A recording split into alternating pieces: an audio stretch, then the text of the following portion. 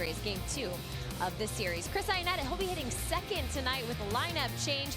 In fact, did some catching here in previous years under Yorvi Torrealba. And speaking of which, it's a Tuesday. Toyota Talk 25 will be counting down our favorite 25 players as voted on by media members. Number 25 tonight belongs to Yorvi Torrealba. The former catcher has 2 stints with the Rockies from 2006 to 2009 and then 2013. Played in a lot of postseason games, 373 total games, 168 RBI with a 256 batting average as a Rocky. The tweets already coming in. Peter Brooks says, Torrealba, I like it. One of my favorites growing up. And then, of course, a favorite memory coming from some fans as well. Brandon Smith, Mr. Smitty, said, I'll never forget being at Game 3 of the 07 NLCS in the cold, misty night when Yorvi went yard and Coors erupted. Do you have a favorite Yorvi memory? That's what we want to know. You can send it in to Twitter at AT&T Sportsnet RM. Send photos, your comments, or perhaps even your questions. We will celebrate Yorvi Torrealba all night long. Well, coming up next, we got Game Time, and we got an all-analyst broadcast. Jeff Houston, Ryan Spilborghs, and even Corey Sullivan. They're in the booth to bring you Rockies baseball next.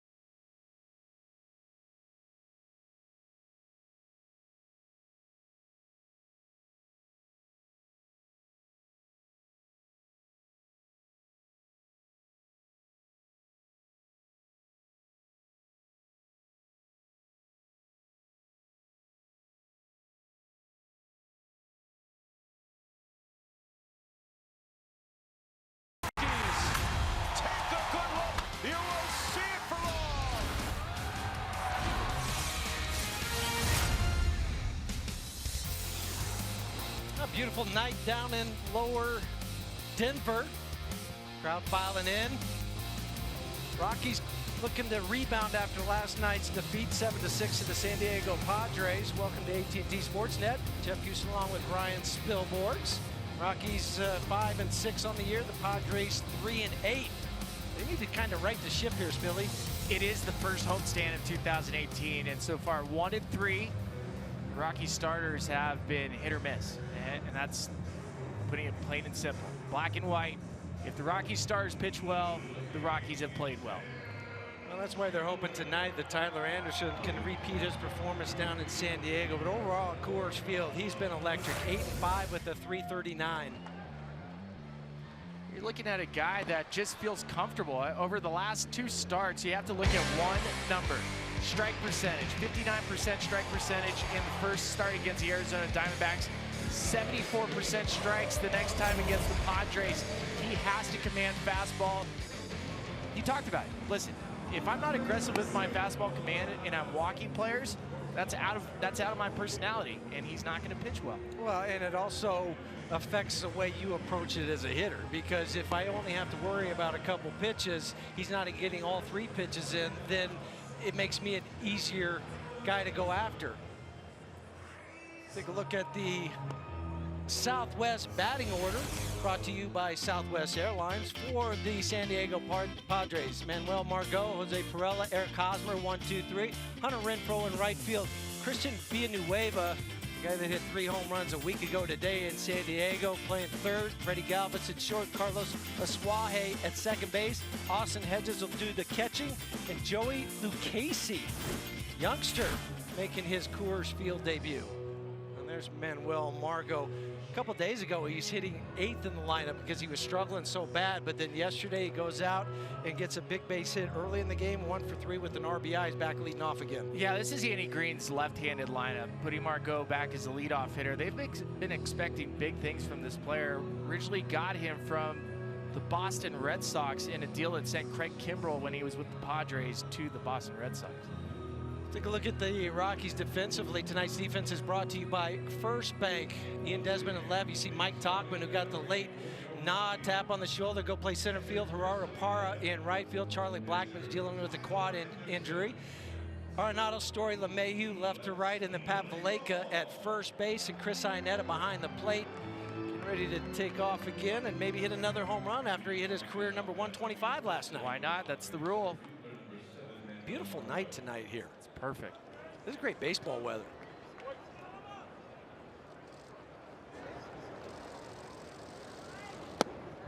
.67 degrees at first pitch.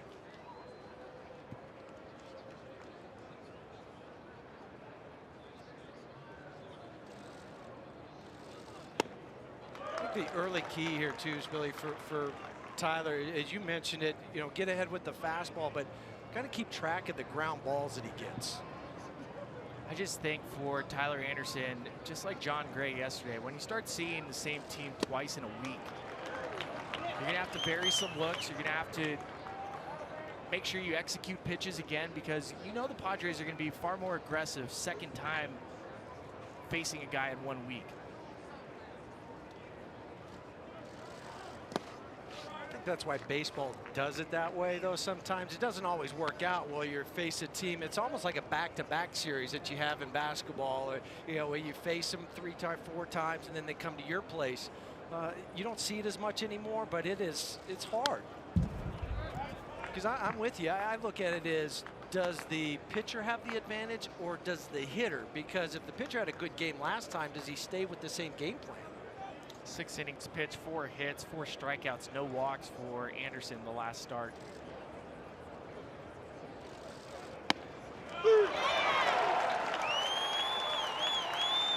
Nice breaking pitch to get Margot looking. It's perfect. That's exactly what you want to start the game. For the Win is brought to you by Pizza Ranch tonight. Welcome home. Tyler Anderson has to be good at Coors Field. 8-5 lifetime with a 3.39 ERA. That's one of the best in Rockies history with over 100 innings pitched. Jose Perella, the left fielder tonight.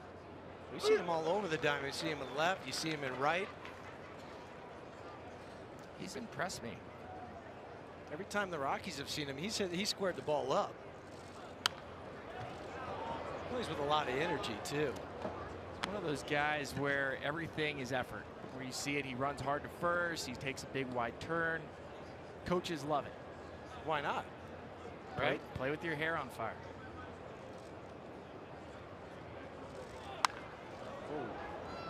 Foul ball. That went into that netting. I was thinking, ooh, because I'm so used to seeing that ball go up into the stands, but it's wonderful that they put that netting up there to protect the fans and the spectators. And the sideline reporters. You just worry about the ones that are going up high and that come down and might hit you on top of the head. Scary. 0-2 pitch coming up for Tyler.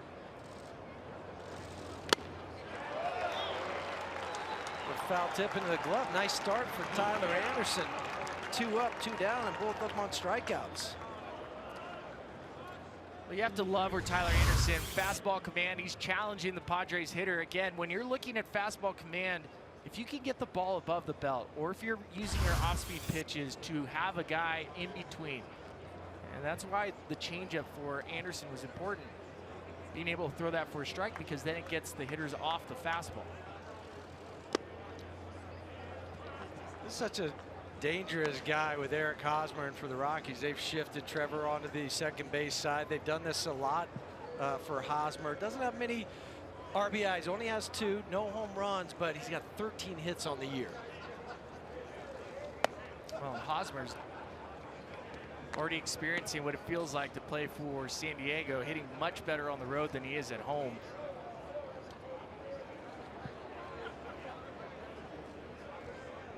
Two-0 count.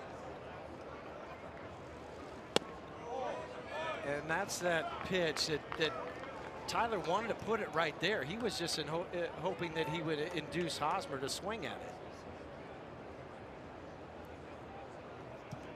They might give him the green light, 3-0. Why not?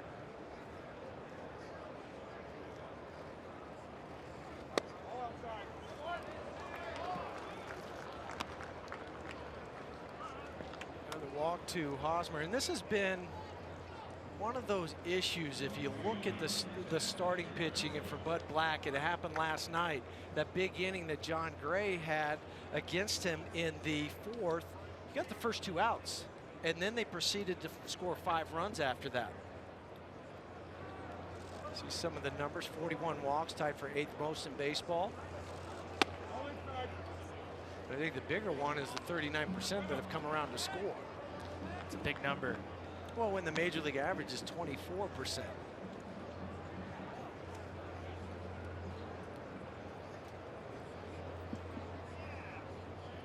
Batter Hunter Renfroe. He plays primarily against left-handed starters. Well, the numbers for Renfroe facing right-handed pitching: 2 for 18 on the season. That's why he plays against the lefties. Slight shift on the infield for Renfroe.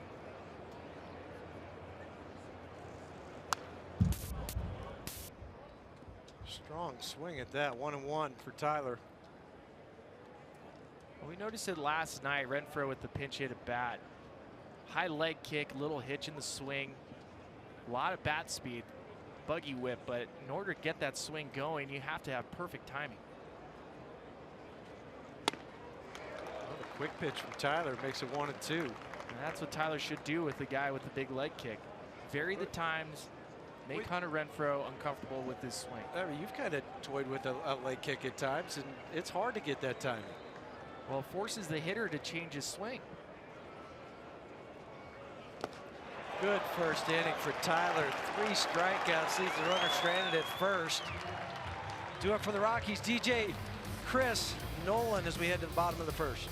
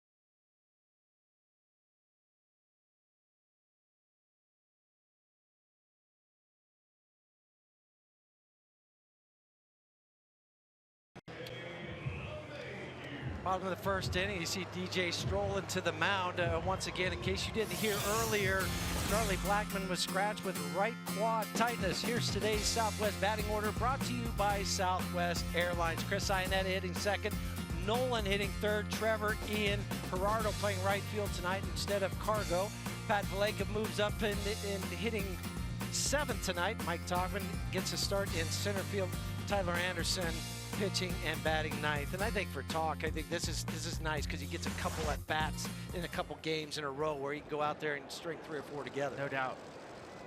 They're going to have an interesting task tonight going up against Joey Lucchese, though, because he's got a really, just for lack of a better term, funky windup. I think that's a perfect term.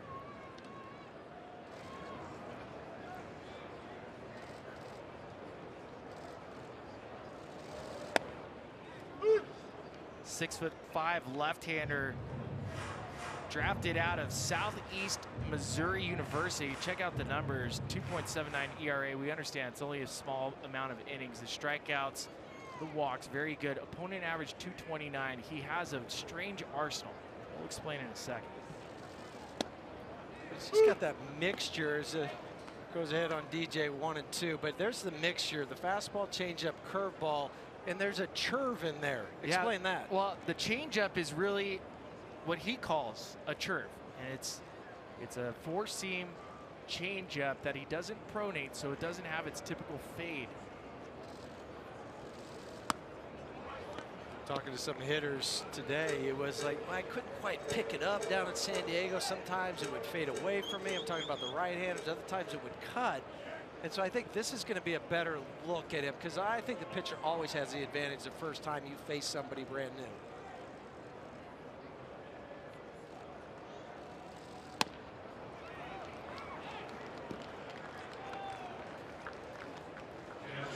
DJ goes down with the fastball. He's respecting the churve that we paid attention to. We'll show you what kind of movement we're talking about. The last game, Lucchese facing Ian Desmond. See, it's a changeup grip, but notice the action. Typical changeup will fade away from the right-handed batter. This almost has curveball action. That's how he coined the term churve. I think it fits. Chris Ionetta hitting in the second spot tonight for the Rockies. Chris is a career 302 hitter. 27 ball games hitting second, so I think it's kind of a natural fit with the left-hander out there. I think if it's a right-hander, it might be something different. Casey ahead in the count 0-1.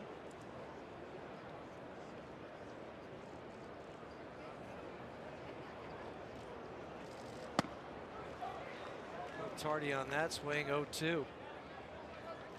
Yesterday, Chris hit that home run. That was his first home run as a Rocky since September 25th, 2011. Let's see if we get the chirp here, Spilly, on the 0-2 count.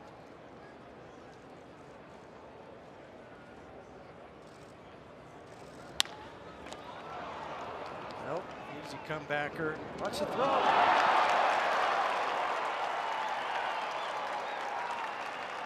Sometimes it's the easiest throw for a pitcher. That's the most difficult. Two strikes. Challenged him with the fastball. Hits it right back to him, and he just tries to throw the churve to first base. Eric Hosmer can't handle it on the Supermo. Wow, that's pitchers work on this all the time in spring training, but how many times do we see that throwing away like that or throwing down the line? All the time.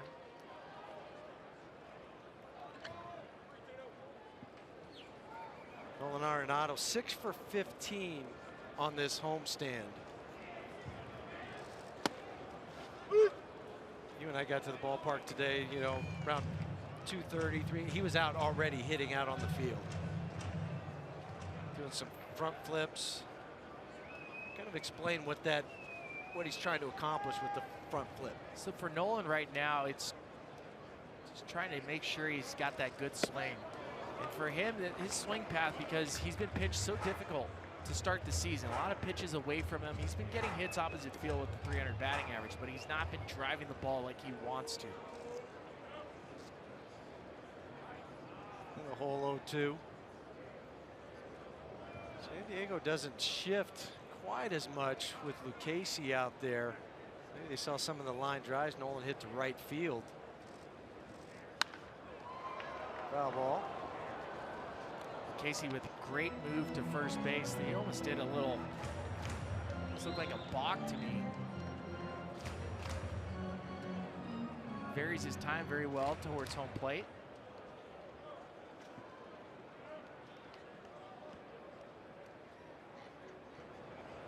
The 0-2 pitch. And Nolan striking out on that chirp. Tonight's defense is brought to you by First Bank. For the Padres, Jose Perella in left field, Margot in center, Hunter Renfroe in right, Villanueva, the shortstop Chase Headley, or excuse me, third base Chase Headley started there last night. Galvis, Asuaje, and Eric Hosmer, and Austin Hedges behind the plate catching Joey Lucchese. Hedges 3 hits last night.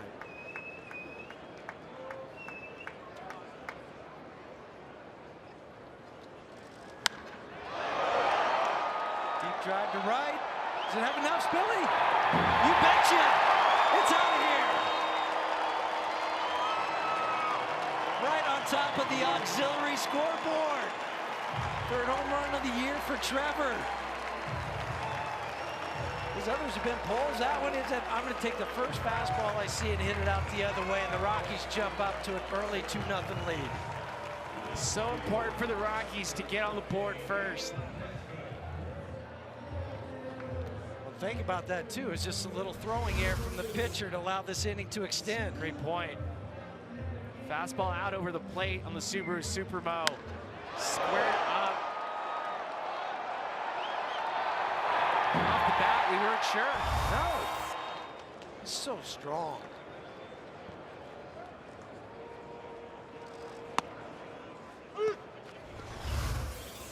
Right on top of the scoreboard on the Subaru Supermo, off the fence. Back in play, and then Hunter Renfroe just picked it up and tossed it back over his head. That's the first home run in the 2 starts for Lucchese that he's given up.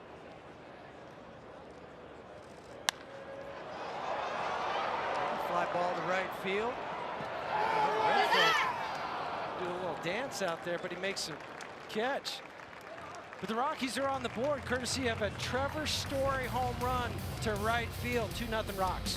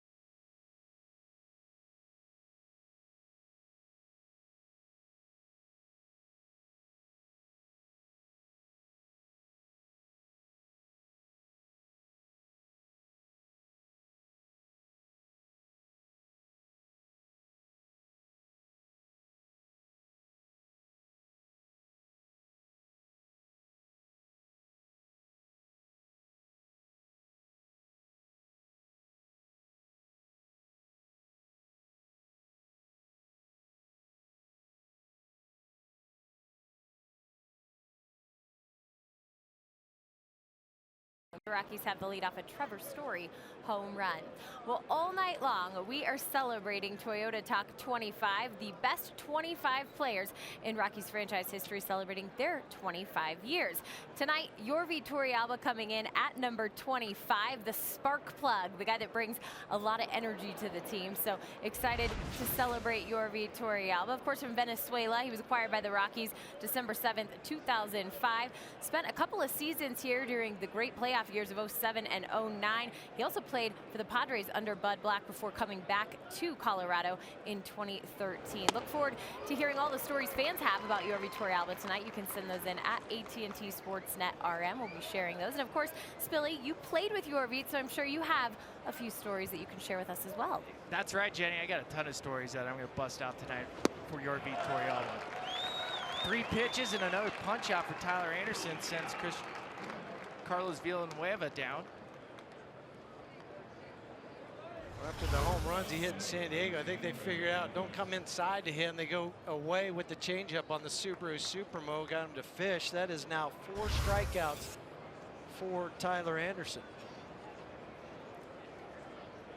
Brings up Freddie Galvis. Galvis has impressed me. I'm not sure about you, Huey, but talk about a player that the Padres were able to trade for this offseason with the Philadelphia Phillies, and he's impressed not only Andy Green, a lot of his teammates and people on the other side. Well, he's reached base safely in the 11 games so far this year for the Padres.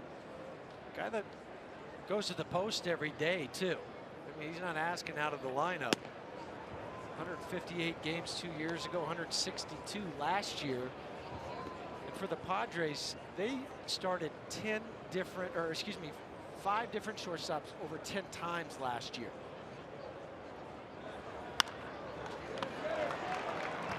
Is he playing for Nolan? Flips it across to Valleca. 2 quick outs for Tyler Anderson.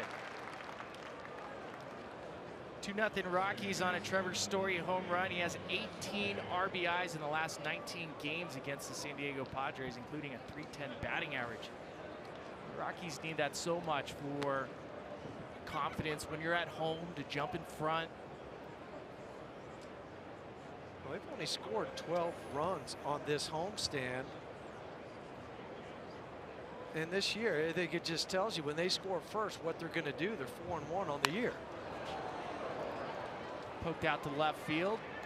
Michael Tauchman calling it off, and a nice 1-2-3 inning for Tyler Anderson. Shutdown inning after the Rockies scored 2 in the first.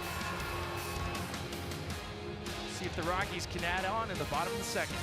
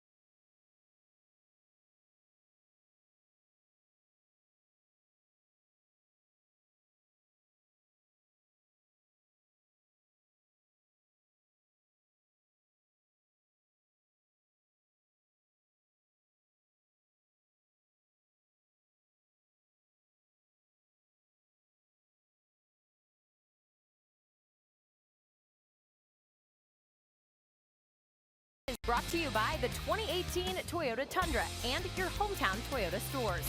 And by Southwest Airlines. Low fares, no hidden fees. That's transparency.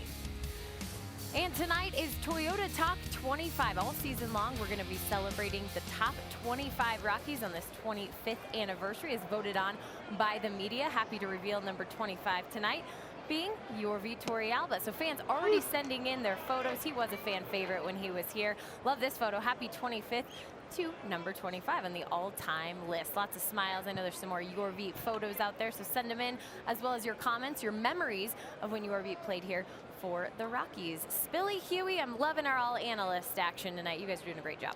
Appreciate it, Jenny. Thank you, Jenny. Cherv taking in the dirt. 1-1 count to Gerardo Parra. Parra moved up in the lineup tonight with the late scratch for Charlie Blackmon. 154 on the season against left-handed pitchers. Lucchese tough against everybody so far. This is a guy that never pitched in AAA. I mean, he just kind of bypassed it. But I don't need that when my record in the minor leagues is 11-9. That's okay, but his ERA is 1.99, had a whip of 1.14. The senior sign out of Southeast Missouri University.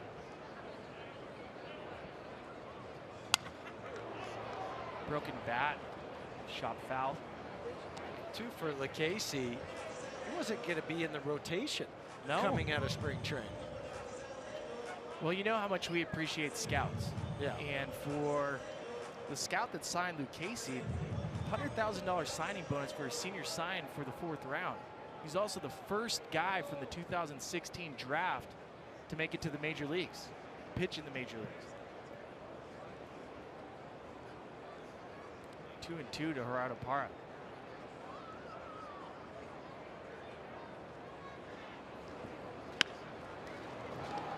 Shoots the Cherv towards Villanueva. Let's check in with Jenny Kavanaugh. Jenny, what's going on? Yeah, guys, I'm ready for tonight's big hit brought to you by Mako. And as we're celebrating your Vitor Alba, I think we have to flash back to the NLCS. Spiller, remember anything about this home run? I remember the picture we took at the very end. It was raining. It was a quality at bat. It was one of those long at bats. There I am.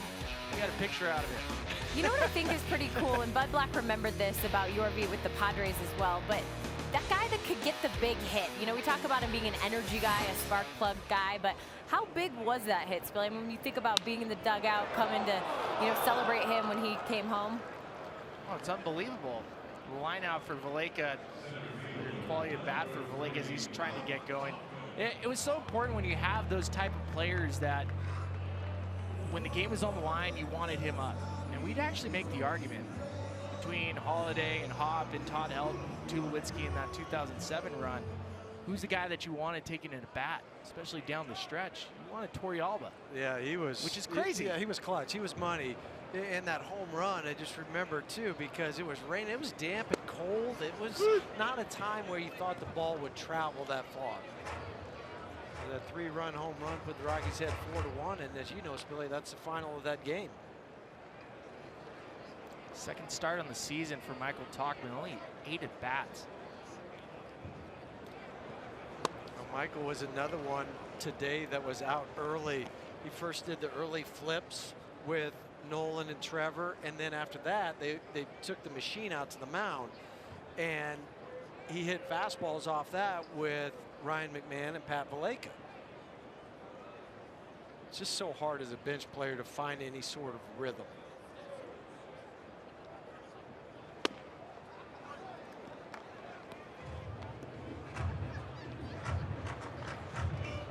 Probably the hardest role for any young athlete, any young baseball player, is figuring out how to stay ready when you're coming off the bench. It's not an easy task. And Lucchese sets the Rockies down in order. Rockies still lead 2-0 as we head to the top of the 3rd.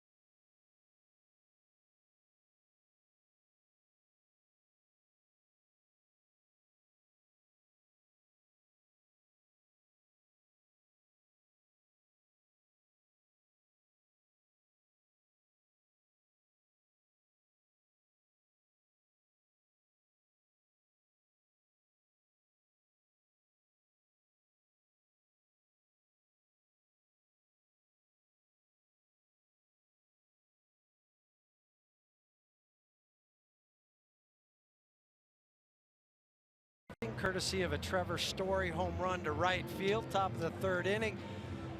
Folks, we have a little different broadcast tonight. You know, we talked about it in our pregame show. Jeff Houston, Corey Sullivan, Ryan Spilborgs, Jenny's out in center field. Drew Goodman's taking the night off. He's coaching his boys' team. But so we got like an all-analyst night tonight. So, Corey, welcome to the booth. Yeah, it's a pleasure. Thank you guys for letting me join you. But I was confused why I received texts at the exact same time from both of you. Spilly's just read, help!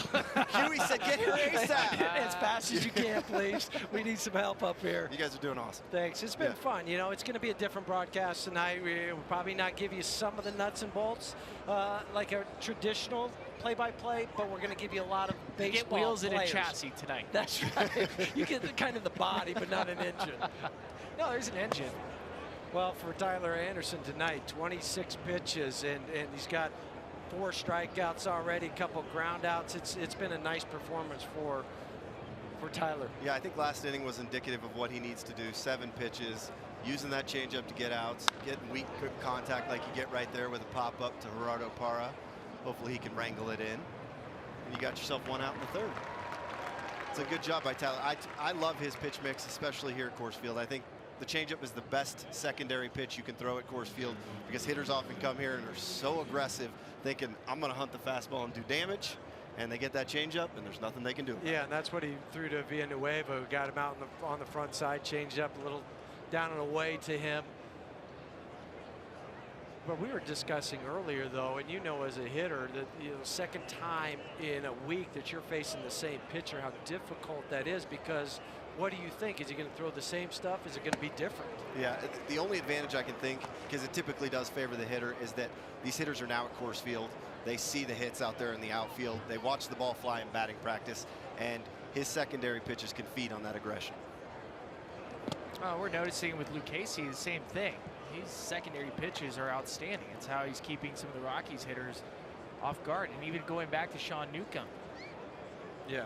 Great control of secondary pitches. So it goes to show that it doesn't really matter where you pitch if you pitch effectively. A weak chopper to first. There's a few of that in yesterday's game. Pat Valleca is very steady over at first. Easy 3-1. 2 down for the Rockies. Leadoff hitter Manuel Margot.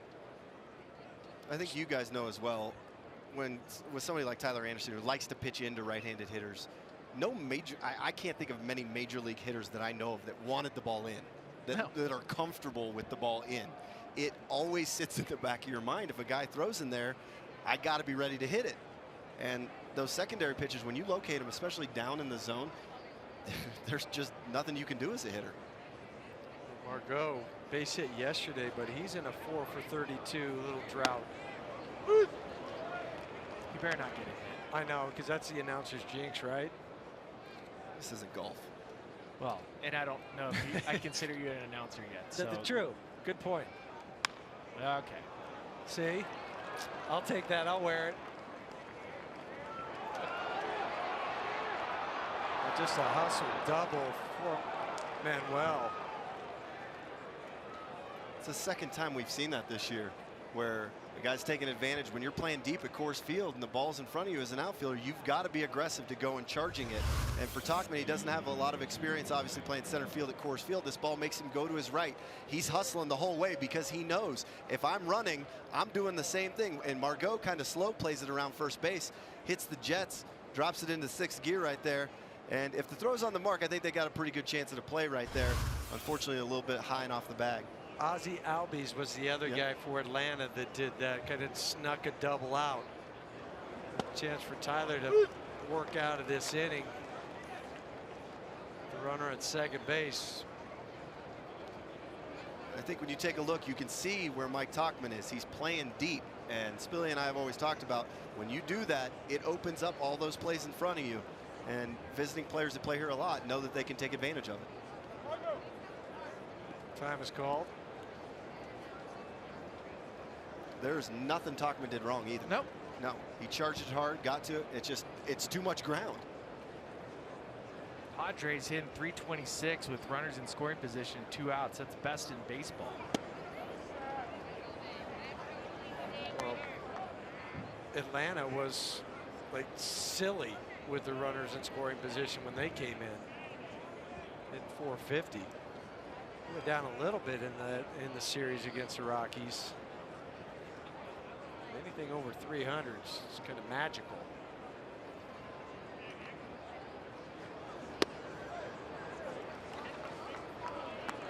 Two-one on Jose. Not quite sure what they're doing. I think they might be rolling up tape for someone's bat. Okay. Run that around the handle. You know, yeah. The way Ken Griffey Jr. used to do. Yeah, he put a thin line around there. And it was also a little tacky. That's a guess, though. They could just be pitchers killing some time. Perella with the line drive to left field. Another double and another two-out hit that has hurt the Rockies pitchers. Just haven't been able to have that put-down inning. Fifth RBI on the year for Perella. Change up in the zone on the Supremo. He reaches out, stays back just enough to get the barrel on it. Ian Desmond trying to cut it off. Sneaks right past him. Easy double for Perella. Not out of the woods yet. We got the ever dangerous Eric Hosmer. As we talked about, 13 hits, leads National League first baseman. Justin Smoke of Toronto has 16.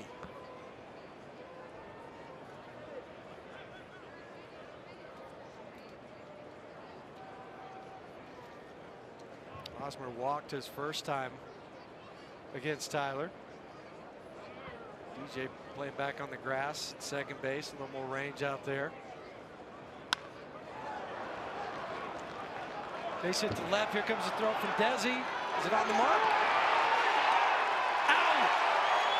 Great throw from Ian Desmond to get the runner, Jose Perella. They're going to hold on just for a minute as San Diego to take a look at this. But Desi gets behind the baseball, lets it go. One hop to Chris. He applies the tag. Still waiting. He was called out at home by Trip Gibson, the home plate umpire. I don't think there's going to be a replay. I think they got him on the leg. What a tag, too, from Chris, because he had to reach back and try to get him. Yeah, he's out as his foot's still 2 inches away from the plate. And that's the end of the inning. Rockies still ahead 2-1 even after the base hit. What a throw from Ian Desmond.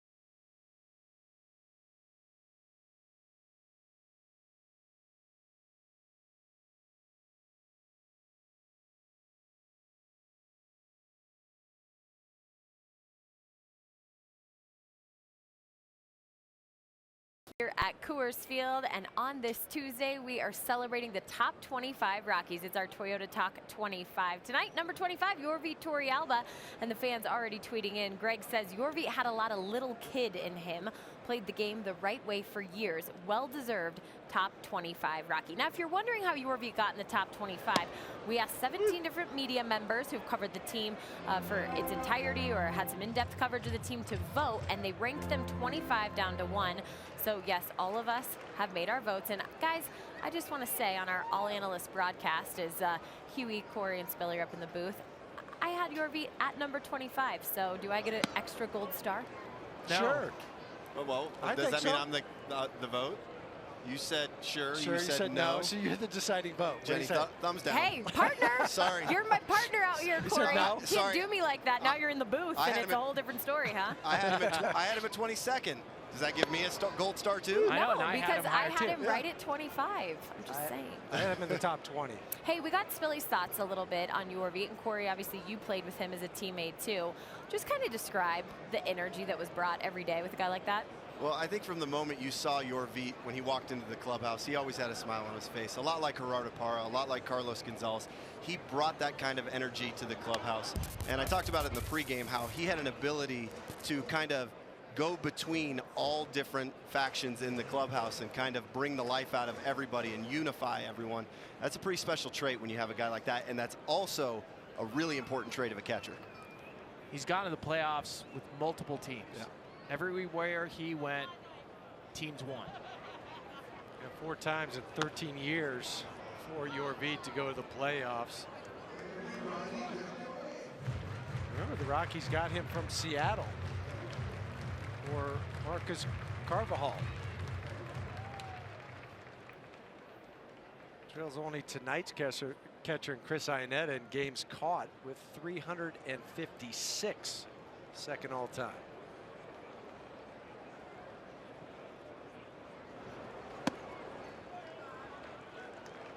Two and two on Tyler.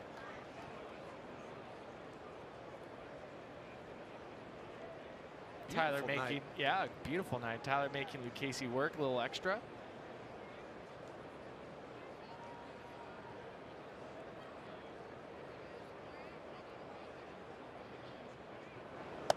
Good eye. 3-2. You like it when the pitcher makes the other pitcher work. You 8 like pitches it? Yeah. at least minimum. And you, what's your saying? 3-2 count? 3-2 count. It's 85% of the time. It's a foul ball. All right, let's see how the numbers play out.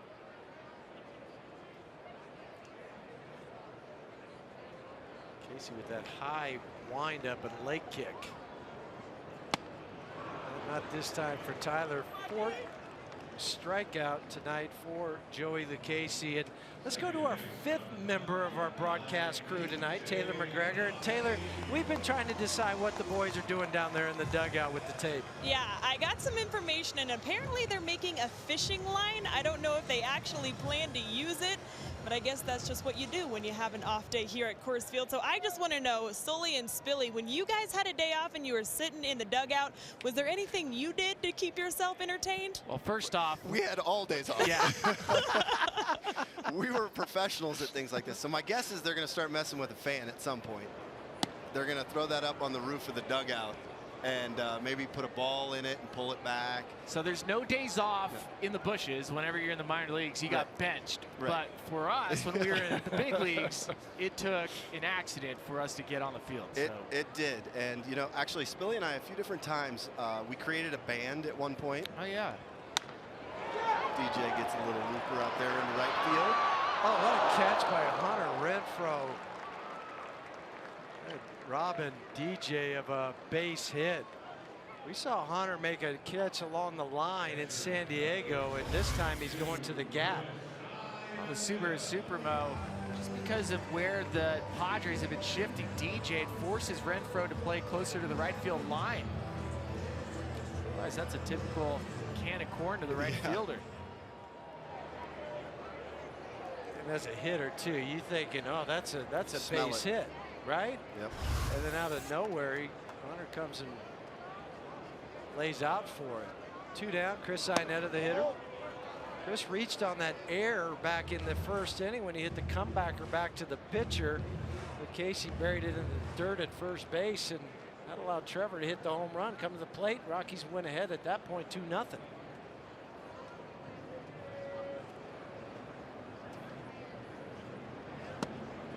That's the curve, Corey. 79 miles an hour. Curveball action towards the right-handed hitter. You just don't see it. You don't, and as a hitter, it's got to be confusing because you trust your eyes to tell you what the pitch is going to do, and when you see changeup, you think it's going to fade away. And for a righty, it comes inside on them. That's very difficult to do. And then he follows it up with a 90-mile-an-hour fastball down and in on the Subaru strike zone.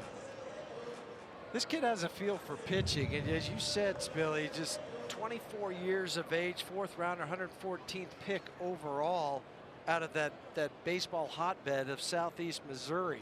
Well, and he transferred from Chabot College in California before going to Southeast Missouri University.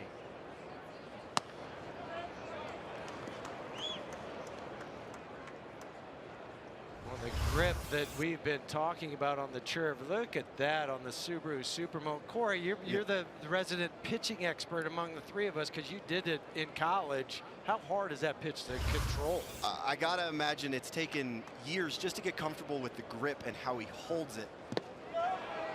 Fortunately, Ionetta Chase is down in the zone, and we'll talk a little bit more about the changeup grip and how you would hold it and throw it coming up. Let's get back in the fourth.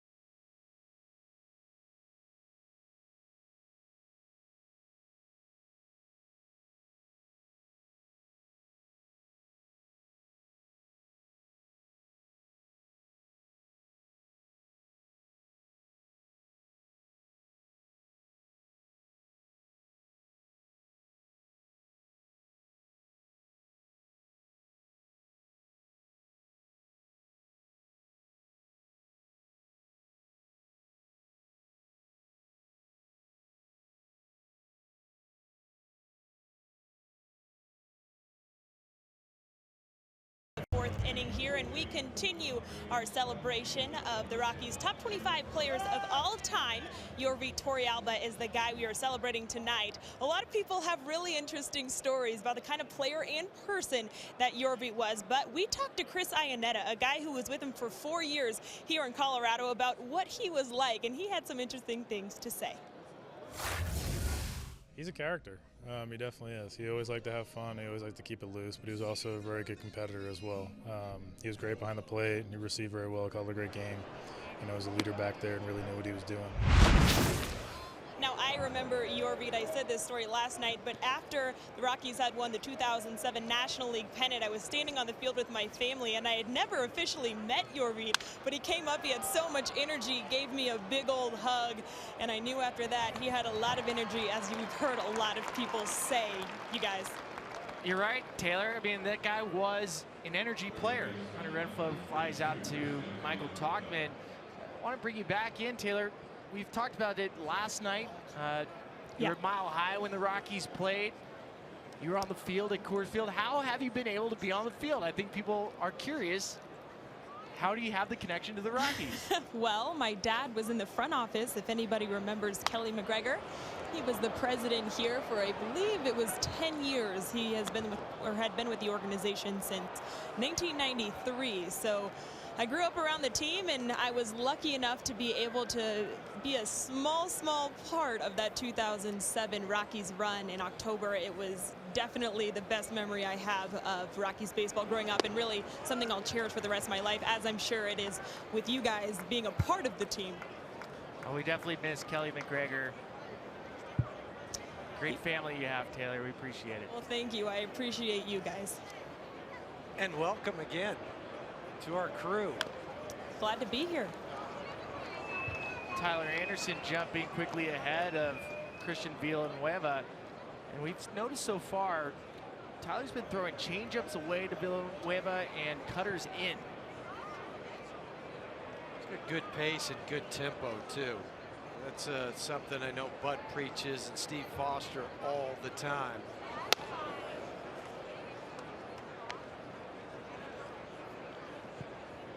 Two-one Rockies top four.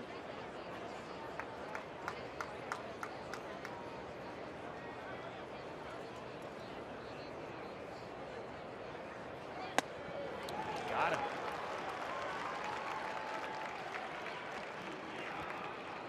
Sixth strikeout of the night for Tyler Anderson. Let's check in with Jenny Kavnar. Yeah, guys, we got the chance to catch up with Yorvi Torrealba. He's traveling man out there, but we did get to ask him about bringing Chris Iannetta back to the Rockies, and here's what he had to say. He said, man, oh, you could probably do it better. Man. It was a great move to bring him back. Such a nice guy to have in the clubhouse. You guys can probably do a better Yorvi impression than I can. That on wasn't that. bad, Jenny. Don't be Don't short sell yourself. That was good. Really, neither one of us just want to do it. Can't you see him saying that, yes. though? Yeah. It's so great. It's fun to hear from Chris, too, because you think about those early years of him catching. You're studying the guy in front of you and every single move. It includes going to meetings, how he handles his business with the pitchers, how he handles his craft, you know, not only just catching and defensively, but how he goes about offense. And Chris has said as much, right? He had to focus so much on defense early in his career. It took a while for the offense to catch up, so we're seeing a different Chris Iannetta round two. This is game number 436 for Chris tonight. Yorvi Torrealba, as I said earlier, has caught 356. Next on the list would be Jeff Reed. Willeen Rosario, 323 games behind the plate. And then finally, Joe Girardi came within one of catching 300 games, 299. Going back to the mentorship that Torrealba provided for Chris Iannetta, Torrealba was mentored by a great catcher himself in San Francisco, Benito Santiago. Well, that's what this game is about. You guys had mentors. I did too. You have to have them. Pop to shallow center field. Tachman getting chase. Galvis with the 2-out, 2-strike hit to center field. Well, that wasn't a bad pitch from Tyler. That was just a lucky piece of hitting from Freddie Galvis. And when you're sixth in the National League, entering the day at a 351 batting average, you get those kind of hits. That'll change, but he just stuck the bat out and found some green grass. It's like when Corey Sullivan used to square up a baseball. Wow. You're going there. You just went I there. can leave. You can't leave. We locked the door. At least giving you a okay, chance to defend yourself.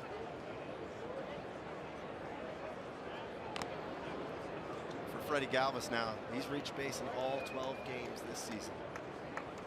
It's not a bad start. Nope.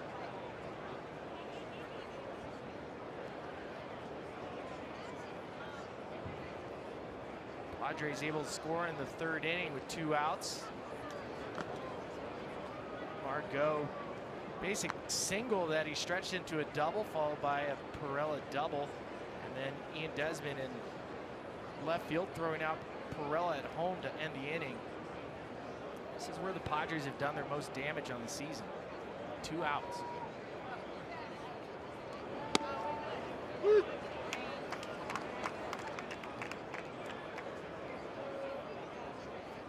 Siswahe, he stays in there against the left-handers. I know most of his hits this year have been off the right-handers, but he's showing you that he's not afraid to kind of keep that right shoulder in and take you the other way. Not this time, though. Tachman camped under it.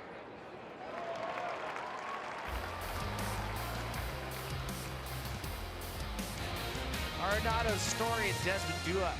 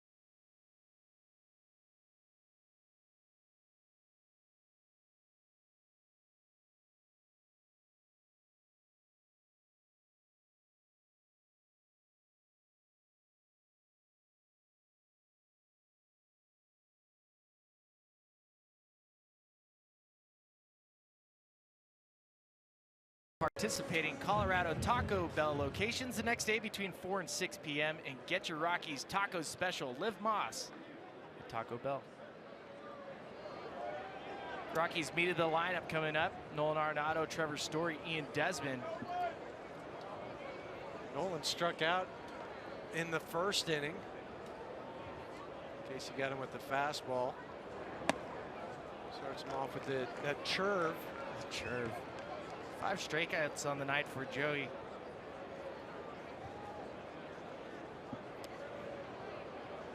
Third major league start tonight for Lucchesi. First one on the road, and he gets it at Coors Field. Doesn't seem to be intimidated early on, at least. In the 2 starts that the Rockies have seen him so far, you can tell slow heartbeat. Still say he's got a kind of a mixture of Clayton Kershaw, the way he raises his hands up, but also some Rich Hill, the way he drops back onto the backside. I don't think it's something you would emulate if you're trying to teach a youngster how to pitch, but it works for him. Works for him. 2-1 the count to Nolan. He's hitting just a tick below 400 on the season against lefties.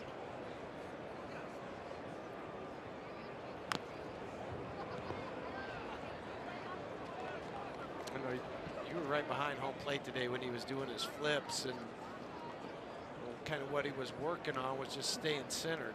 I think good balance. Yeah, I think when you watch Nolan work, it's really fun because you get to see what he's working on, because he goes through it step by step, and you could tell he was trying to keep his center of gravity honed in, working up the middle the other way, trying to stay back.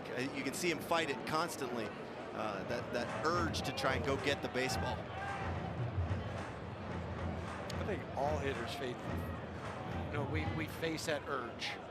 It's like you want to travel out to the pitcher, and that's exact opposite of what you need to do. You want to go jump at the ball.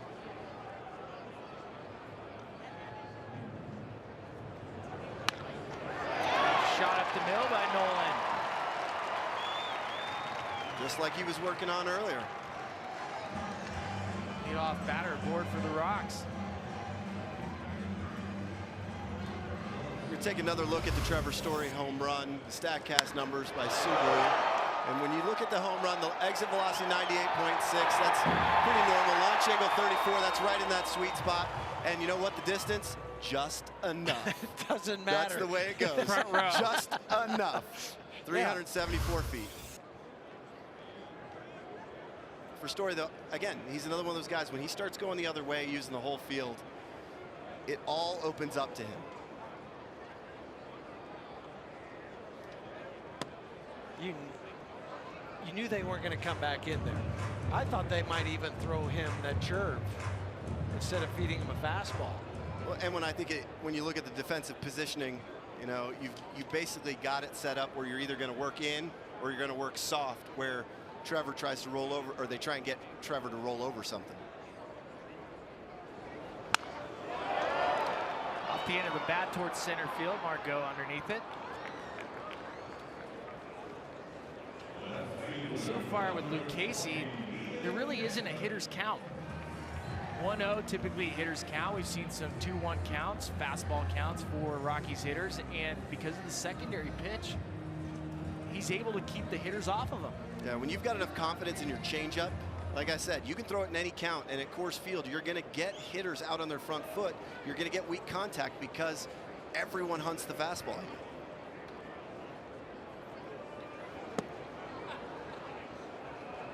Ian Desmond, a fly out to right field in the first inning. And Corey, to your point, Carlos Asuaje playing second base, shading more up the middle. The entire right side of the infield is wide open if you're willing to punch it opposite field. And you guys know that situational round of batting practice where you're trying to hit behind the runner. This is that execution right here. It's usually the first or second round of batting practice, and for every major league team, it doesn't matter who it is or where you are, you have those situational rounds. Quickly 2 strikes to Desmond. Right to Suaje, takes it himself. Getting double play. Well, after 4, the Rockies still up 2-1.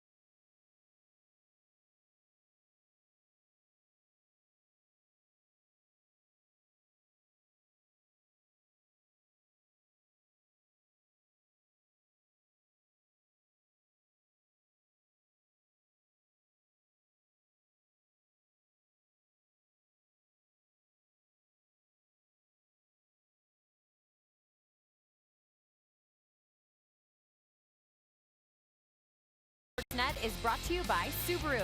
Love, it's what makes a Subaru a Subaru. And by Wells Fargo. Wells Fargo customers get your 2-for-1 Rockies club level tickets by visiting wellsfargo.com/Rockies. And back at Coors Field, 2-1, Rockies have the lead over the Padres as we head to the top of the 5th. We are celebrating Yorvi Torrealba, this Toyota Top 25 night. Fans are sending in their comments about Yorvi and what they remember about him as a player, as this ball is gone. That evens up the score, guys, at 2-2.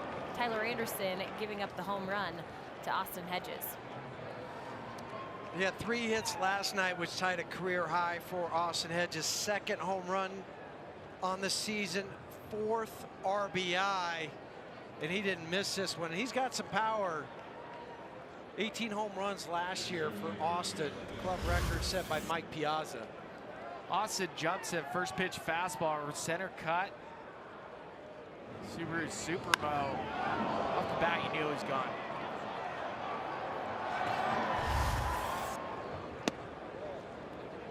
Now for Tyler, he's got to dial it back in. As I mentioned, the career leader for the Padres, Piazza, he had 22 home runs wearing a Padres uniform in 2006.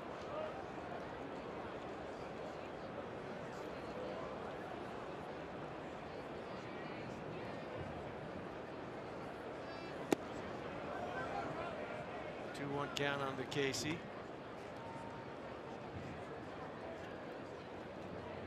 As I say, solo home runs won't hurt you. But you got to get the pitcher out who's up next.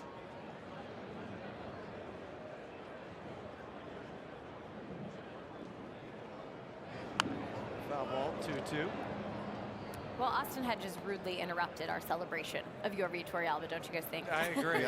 So let's get back to it. So. Yeah, the fans are sending in their photos. I love this. Yorvi Torrealba is a class act and a true gem. One of the nicest, funniest guys ever, and a big fan fave. And I love that on the road, getting pictures taken with Yorvi. You know, he was one of those players, and I really like to highlight those guys that stop and talk to fans, not just quick autographs or whatever. He would stop and have genuine conversations. And it's hard to do in your major league days, especially with your routines that we always talk about. But I do appreciate the fact that Yorvi always went out of his way to make fans feel special. Well, I know for you guys, too, you played with him as a broadcaster covering. He was that way to us, too. Yeah, he always had time for you. If you had a question, he'd answer it. And then we saw Yorvi down in Miami last year, and that was fun because he hadn't changed. Oh, he got bigger. You said it, I didn't. He didn't get that much bigger. A soft fly ball to center field. Mike comes on. 2nd out of the inning.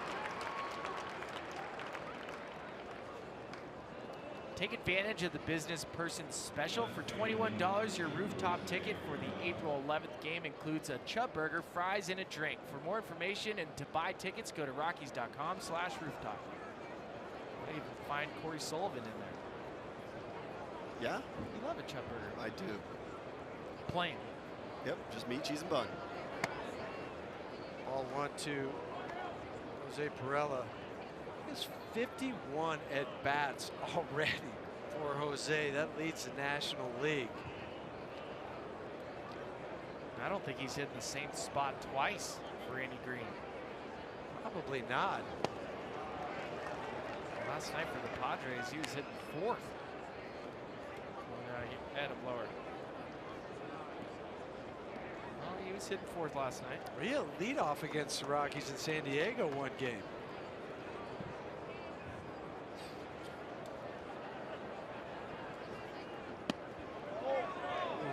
That was a good pitch, just down low.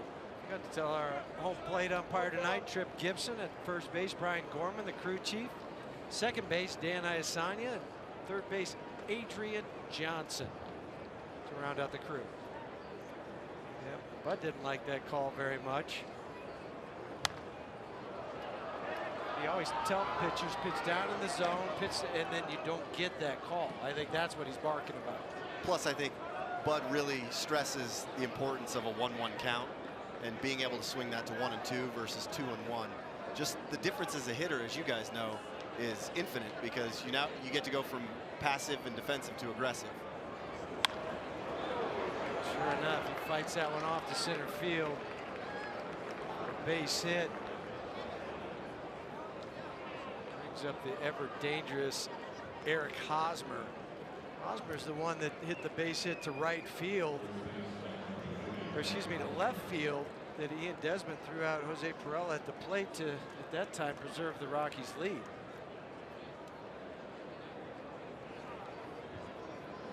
Tonight for Tyler, he's got a couple ground ball outs, 5 flyouts, and 6 strikeouts. As I mentioned, that throw out at the plate rounds out the outs tonight for Tyler.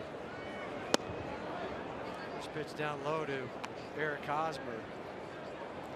There's only a handful of players last season that played all 162. Freddie Galvis was one of them, Eric Hosmer, Joey Votto, Alcides Escobar, and Rougned Odor, the Texas Rangers. And inside that playing 162, he set career highs in hits, 192, slugging, 498, average, 318, and 300 total bases. 300 total bases. Yeah, so is good God. and did he do it at a perfect time when it was contract year? That usually helps. Year? That usually helps. The 2-0 pitch to Eric. Good block from Chris, 3-0.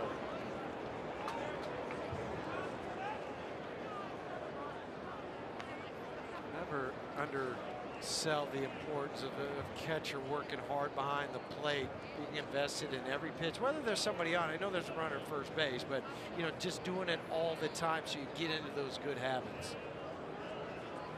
I've already noticed throughout the season a lot less mound visits. You've seen some guys when they're struggling on the mound, the catchers won't go out to them.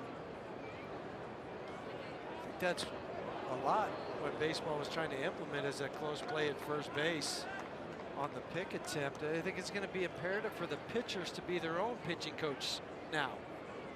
You know, how do I get out of this? How do I grow? What do I do and move forward so I can get out of this inning rather than somebody having to come tell me how to get out of it? Hosmer didn't agree with that strike call, 3-1. Didn't catch part of the Subaru strike zone. And I think Iandata is telling Tripp that's a good pitch. They'll do that. And that's not a ball. What's up? Second walk tonight for Tyler, and both of them have come to Hosmer. First and second.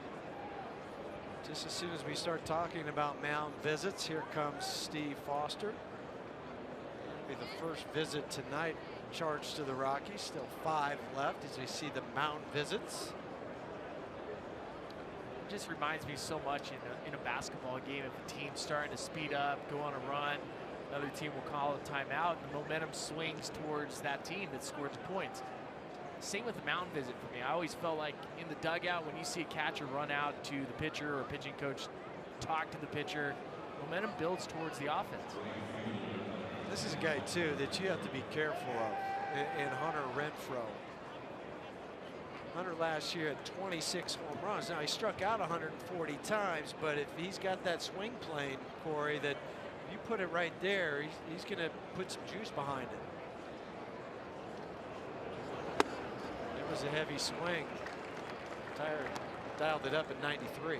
And again, located well, located in right on the inside part of the plate. Not going to let Renfroe get his hands extended like Huey's talking about.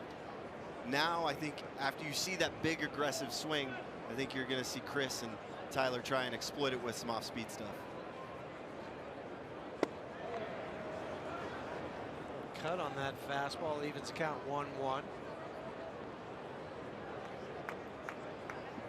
Pretty big splits for Hunter Renfroe. Versus lefties, he's 316 versus righties 211. We've already noticed with Tyler against Renfroe with the leg kick, we've pointed it out, he's varied his time.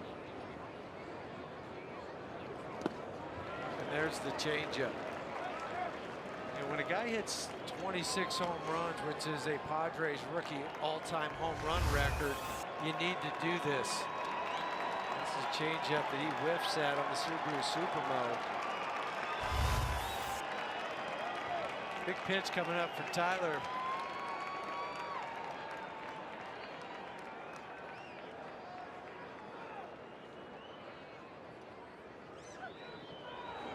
Got it. Tags applied. Padres did get one in that inning, courtesy of a Austin Hedges home run. 2 up for the Rockies: Gerardo, Pat Valleca, Michael Togford.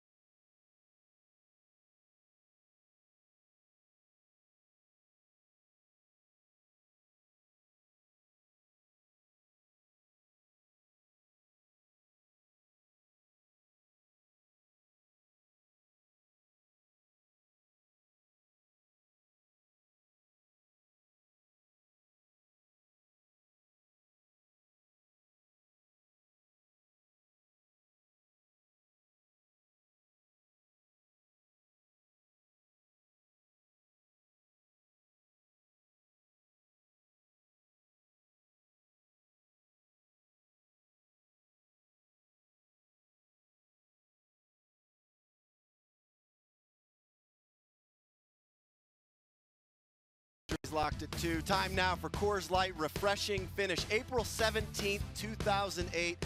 Yorvi Torbialba catches all 22 innings of a Rockies marathon that they win 2-1. It's only 6 hours and 16 minutes behind the plate for Yorvi. Incredible job with the tools of insanity back there. Oh my goodness, could you do it, Huey? No, I'd last 6 minutes, not 6 hours. Torbialba 1 for 7 on the night. Ouch. You had to do it, didn't you? He had 9 at-bats. How'd you do? I pinch hit in the 10th inning. So you had 6 hours and 15 minutes off that day.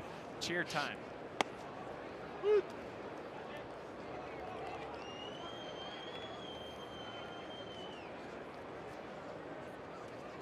Torbialba on the night ground ball to third. His first at bat. He'll be back in there again tomorrow with the right-hander going on the hill for the Padres. Foul ball. In case you're tuning in late, Charlie Blackmon was a late scratch from the lineup about 5 o'clock today. Right quad tightness. It is not back related, folks, in case you're wondering. So all they did was kind of shuffle the lineup around and put Michael Talkman in center field for Charlie. Last year, Charlie played 159 games for the Rockies. Soft fly ball to Eric Hosmer. Did not reach it. I think it hit the camera down there by Bo. Yeah, get Bo's camera. Yeah, got Bo's camera. It's an expensive camera. You okay, Bo? Give us the thumbs up. All right. Gerardo's going to give you a thumbs up if he gets a knock now for the assist. As you're chasing over this, this is just out of his reach. Oh, I think he hit the mic booth. They got it well positioned. 1-2. Last night, Gerardo pinch hit late in the game and got the count 3-2. Just couldn't hold his swing up. On the check swing was called out in the 9th inning against Brad Hand. Just to lead off the 9th.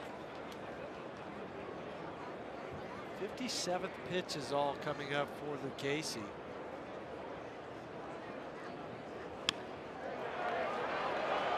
Oh, base hit for Gerardo just out of the leaping grab of Freddie Galvis. And yeah, it goes back to the thumbs up for Bo and his camera down by the dugout. You gotta love it. Sometimes you never know where the assist is gonna come from. Bo, well done. Inside out swing for Gerardo. Lucchesi, fastball inside. Galvis making a great effort, just out of his reach. Those are the perfect hit. Sometimes those hits get you going.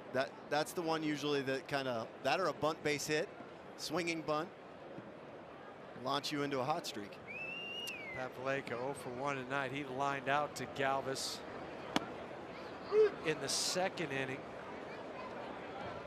He's trying to get going. He had to double the right center field the other night. 1 for 19 on the year. Last year against the Padres, he had 438. He was 7 for 16. This year, 0 for 12. It's due to change right now. Backer. Galvis. And they turn a double play. That's the 10th double play that the Padres have turned on the season. They had a double play last inning.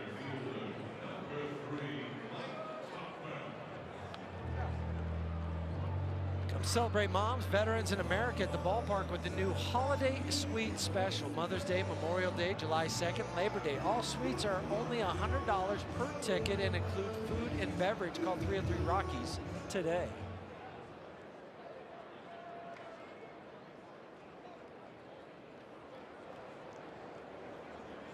Talkman up for the 2nd time tonight. Struck out his first time in the 2nd inning.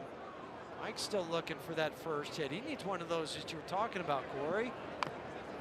Yeah, I think right there you could see him peeking down at third base. Perfect time for it. And I know some people would say, well, you know, there's 2 outs. You got the pitcher behind you.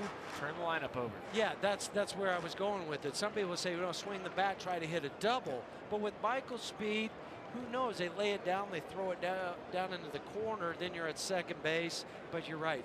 Most important thing, turn that lineup over. Yeah, I think of the chess game of the baseball of all 9 innings. When you think of the effect it can have if you are able to roll it over here in the 5th, you might be able to get DJ, Chris up for 2 more times, and that would be big for the Rockies offense.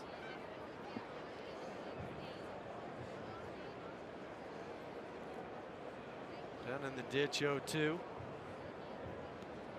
case you didn't like either the sign or the grip that he got, steps off the rubber. I always thought when a pitcher did that, he didn't have the right grip on the baseball. Didn't have his curve grip.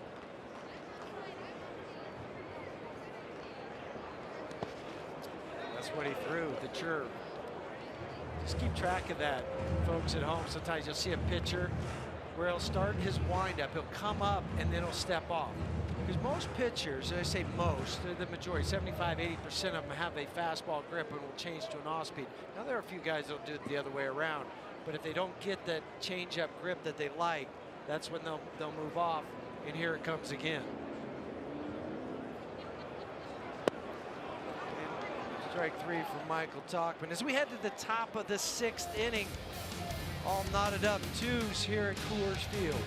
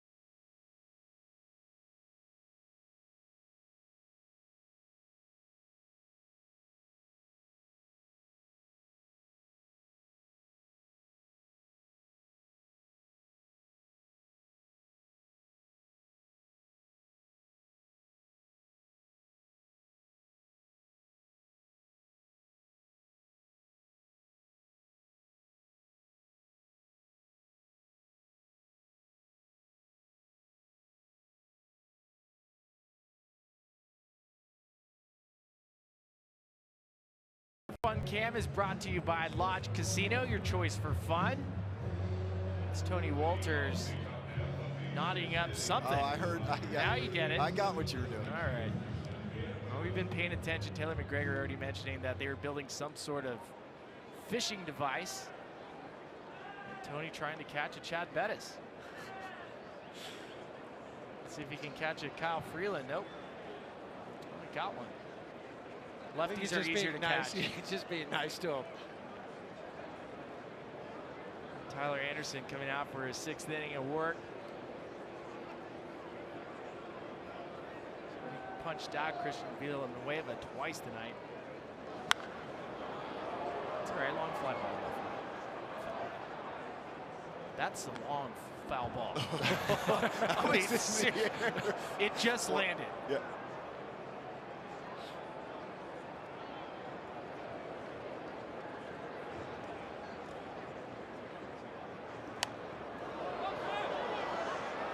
Up near us, out of play.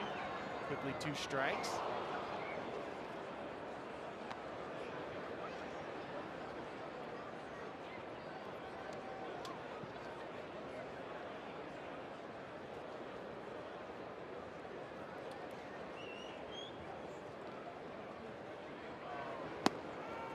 Villanueva out of Guadalajara, Mexico. Signed as a free agent by the Texas Rangers back in 2009. Punch one out to left field. Desmond giving chase. He's going to fall right in front of him. 2-strike knock. Villanueva. He was a soccer fan growing up. Corey knows something about soccer. What are they doing, Corey? I mean, this is what happens when you're on the bench. Hopefully he can catch some runs. Well, now that one I liked. All right, that's a good one. That one I enjoyed. Okay. Thank you for that. Freddie Galvis due up. Quickly ahead. Tyler Anderson, first pitch fastball for a strike. Looking for that ground ball double play. The Rockies have turned 12 of them this year. Coming into the game, that was tied for 5th in the major leagues.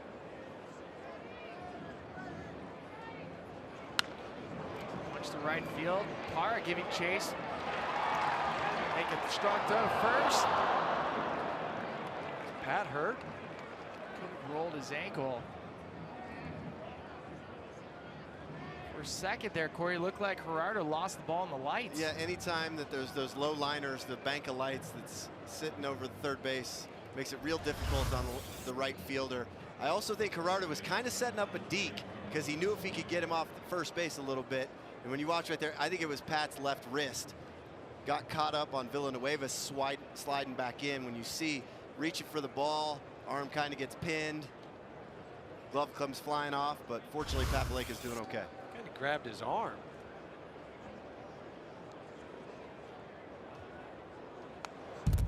Suaje first pitch swinging, fouls it back. Suaje was an 11th rounder for the Boston Red Sox back in 2013 out of Nova Southeastern. That's in Florida. He was born in Venezuela, but grew up down in South Florida. 2016 PCL MVP.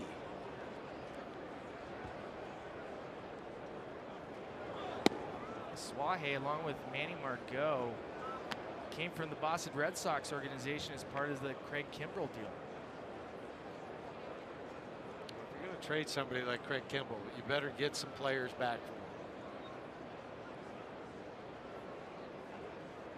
There's a home plate umpire, Trip Gibson, marks on his card. This is his second mound visit, and then he'll point up to the official score. It's like watching our phone's battery life just drain. No, every great action movie has a ticking clock. There it is.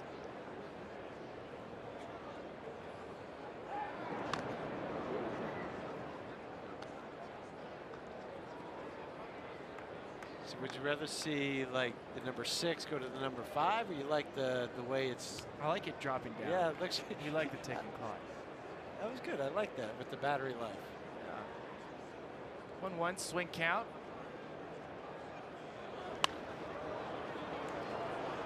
Be a tough play for Nolan. Oh my. Basket catch. Down the left field line, out of play. And with Ian Desmond giving chase too, that's a tough play for a third baseman. It's really hard because you know you're the only option. Normally you would say, well, the shortstop is going to be able to get there and cut this off, but you see where Trevor was on the other side of second base, or at least right up the middle. The harder thing, too, as we look on the Subaru Supermo, is how far do you stick your arm out? Sometimes you don't stick it out far enough, and then it'll go off the end of your glove. Other times you overshoot it and it'll go down by your elbow.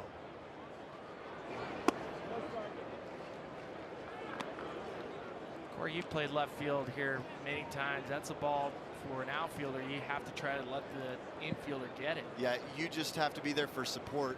You can't make a sound, though. You got to let Nolan make every effort to make the play on his own, because if he hears your footsteps, it's going to rattle him. You got to let him try and make that play. Good changeup by Anderson. Evens the count 1-1.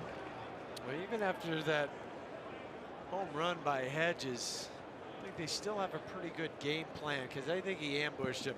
Prior to that home run, he had been 0 for 7 in his career against Tyler. When I think about it, when you're in the 8 hole and you get a fastball to hit early, you're going to try and jump on it. It's like pinch hitting. You don't want to get to the off-speed pitches. Another changeup. Yeah, taken away, 1-2. Well, the Padres are showing Chase Headley on the on-deck circle. Phil Matan is warming up in their bullpen. You're almost tempted to let Headley hit just so you can get Luke Casey out of the game.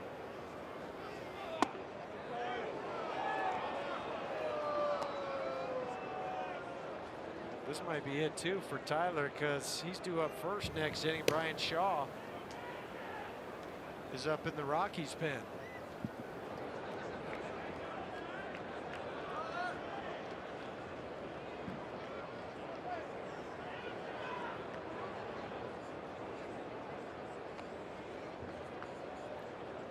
Two in the top of the 6th inning, 2-2 count. Two's wild. Just rub the side of the hat. Remember that? No, we didn't do that at Wake Forest. No. Sorry, too highbrow for you. He punches him out for 7 strikeout. Nice night for Tyler Anderson.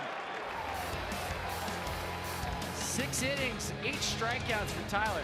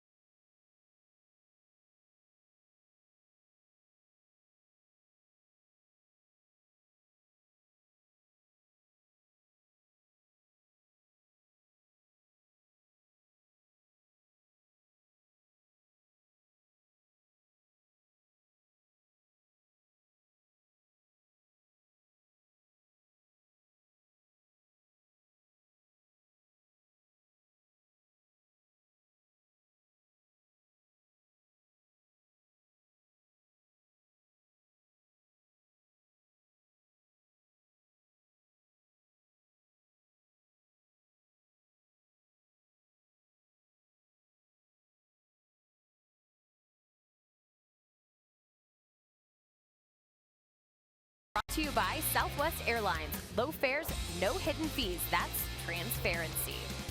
And back here at Coors Field, looks like Tyler Anderson's night is done as Ryan McMahon steps in a tied ball game in the bottom of the 6th. We are celebrating our Toyota Top 25 tonight, and tonight we are celebrating Yorvi Torrealba. It's been fun to relive all the memories of the former Rockies catcher and his 2 different stints here in Colorado. And well, since I'm running the show, I thought I'd share my favorite memory of Yorvi. It's because he's a big CSU fan, okay? The Rockies assistant athletic trainer, Scotty Garrett, provided this photo, and one spring training, we all put on our CSU gear. A lot of CSU alums in the picture that all worked for the Rockies at that point in time. Torrealba got a t-shirt from Scotty Garrett and decided, being from Venezuela, he didn't have any local ties to a college athletic team, so he said, I'm going to be a Ram for life, green and gold. And when he went to San Diego, you guys, after his time with the Rockies, the first thing I noticed, I was covering the Padres at the time, and I went in the clubhouse and went over to try and tell Yorvi, you know, I'm a big Colorado connection or whatever, and I see this green t-shirt in his locker, and it was a CSU t-shirt, and so still to this day, he roots for the green and gold, so I really appreciate that about Yorvi. Jenny, Yorvi would wear that green and gold shirt as an undershirt during many professional baseball games. It was good luck for him. Maybe you should try it. Get a Ram shirt while you're broadcasting. I'm going to say, I'm going to take a big hard no on that one. I was waiting for the Wyoming Cowboy to chime in. That's just not happening, okay? But good for him, I guess. And good for you, Jenny, to get that picture. Yeah, it was fun. Man looking to get the Rockies going, pinch hit. Fouls a 2-1 pitch straight back. The Rockies are looking to get their first pinch hit of the year. They're 0 for 19. Last year it was 206 average. Yep. Yeah, you're right. They're catching some runs tonight. We need a bigger boat.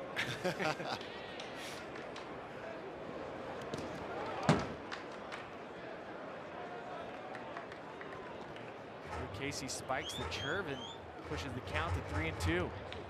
68 pitches on the night for Joey Lucchese. He's good. He is really good. He's as advertised. Quick ascent through the minor leagues. You can tell he's got good stuff, and he stays within himself. He uses what works.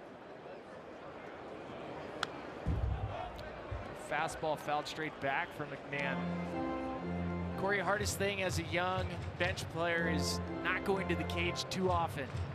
When you start out slow, you want to do everything you can to try and get going. And when you're coming off the bench, it's tough to understand that you need to take small victories, you know, whether it's putting a good swing on a good fastball, Whether you're getting out or not, you've got to find a way to have the small victories. And Luke Casey wins this one. Strikeout number 7 on the night for Luke Casey.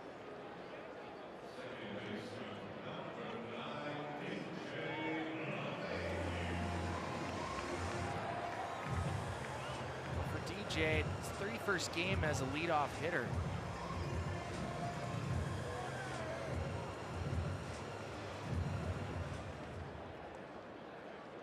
Sure, he did it a few times in the minor leagues, but it's not the same.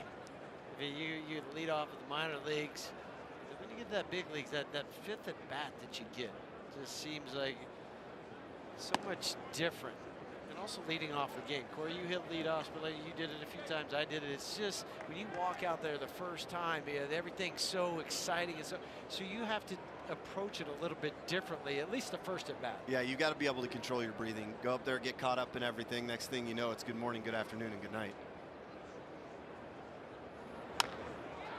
Ground ball towards the Swahe. 2 quick outs. The first 20,000 fans through the gates on Sunday, April 22nd will receive a 25th anniversary reusable Earth Day tote bag, courtesy of MLB Network. Well, I got to let you guys know now, you know, Tony Walters was using the fishing line, but your safety net is going to be leaving here. Half inning. I got to go get ready for the post. I got to go. Doug's leaving. Well done. I got to go get ready for the post game. Okay, just as long as Doug stays. Doug will stay. Okay. Yeah. Well, it's been fun. It has been fun. Thank you for letting me up here. Yeah, we've had a good night. Thank you for letting me up here. Yeah. Well, he knew the secret knock, because remember we locked the door, but the secret knock to get in here as a former player. Yep. You remember? I did. I also heard a little bit of sobbing in between innings, so I felt like I was obligated to actually come in.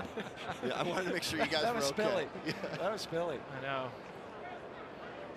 It's scary. And again, this is a fun night for us, folks. You know, analysts, we got Jenny out in center field. We got Taylor down by the sideline. So it has been all hands on deck tonight, and including Doug to my left here, just passing notes left and right. I think his fingers are on fire from his computer. Huh? How you doing over there, Doug? You've had a lot of information passed this way. There we go. All those notes. Those are the ones that haven't been read yet. Yeah, he knew. Oh, we're going to rip through those in a minute. He knew he had to come with a lot tonight. 1-2 count to Ionetta.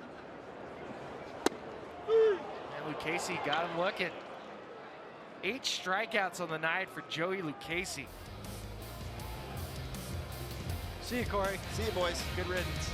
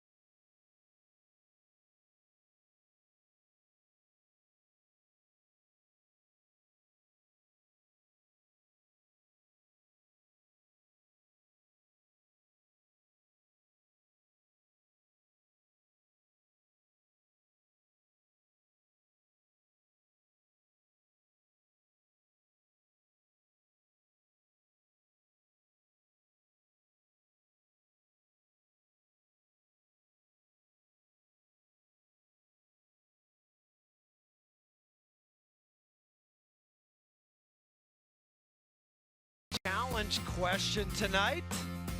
What is your favorite Jorvi Torrealba moment? Is it A, game 163 home run against the Padres, B, NLCS home run against the Diamondbacks, the 22-inning affair behind the plate, answer C, or D, making, quote, friends, and I say that lightly, with Matt Kemp? You can go to AT&T Sportsnet RM on Twitter to cast your vote. We'll show you the results during our post-game show. So, Spilly, I'm going to go to you first. What do you got? D. That was my guess, too. Because that wasn't really friendly, and unfortunately, They Corey hugged it left. out. Yeah, they hugged Corey it out. left because he was like right there, the first guy. He could have told you the whole story. Well, the whole story in this ball game has been some pitching tonight. Top of the 7th inning, 2-2. Brian Shaw, the new Rockies pitcher, and last night was kind of a special moment for Brian in the 8th inning. He got his career strikeout number 400. Wow. The Rockies very pleased so far with what they've seen out of Shaw. Mentioned last night, he's the only player to have 70 appearances or more as a reliever in the last 5 straight consecutive years.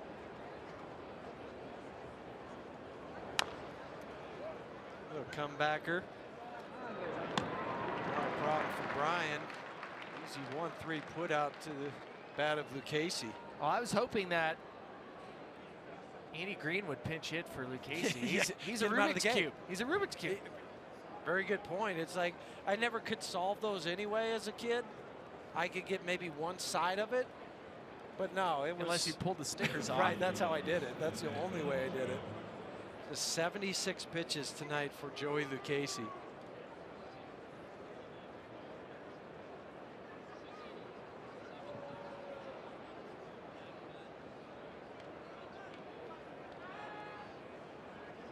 Keep this guy off the base and Margot.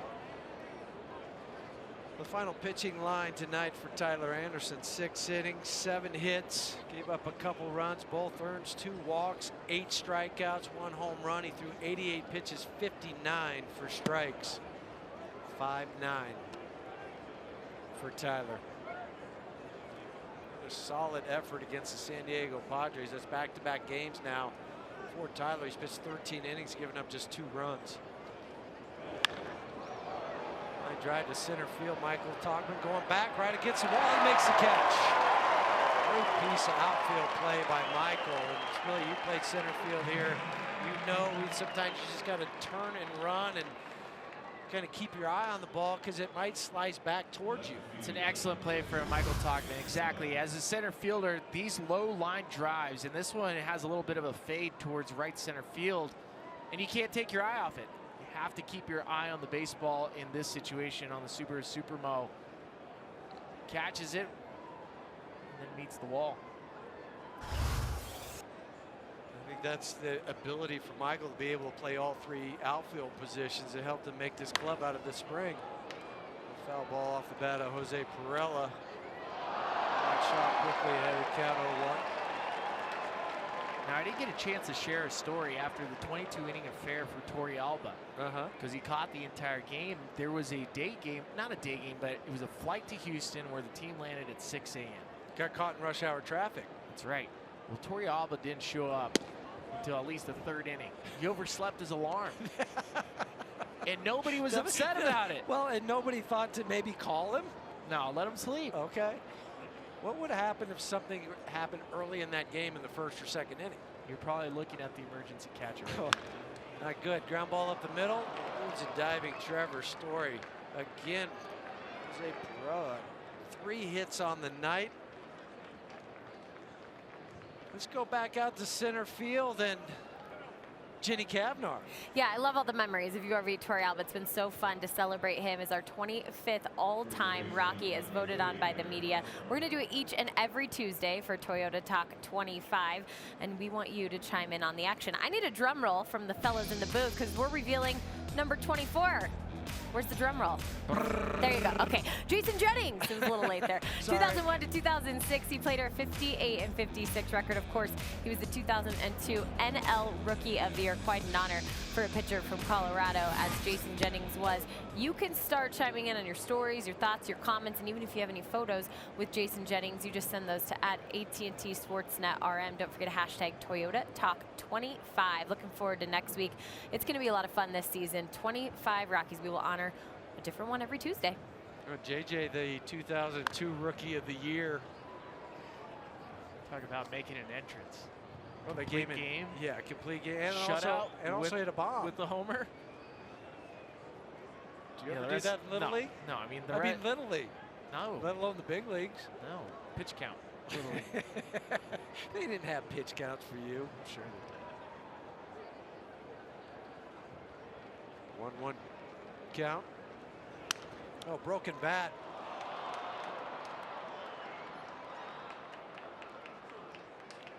Goes off the glove of Pat, allowing Hosmer to reach. I think that one will go down as an error. Rockies have been playing clean baseball this year, just 3 errors. Second in the National League, 5th in all of baseball. He fights that one, goes off the glove on the Subaru Supermo. And then kicks far enough away that you can't get an out to extend this inning.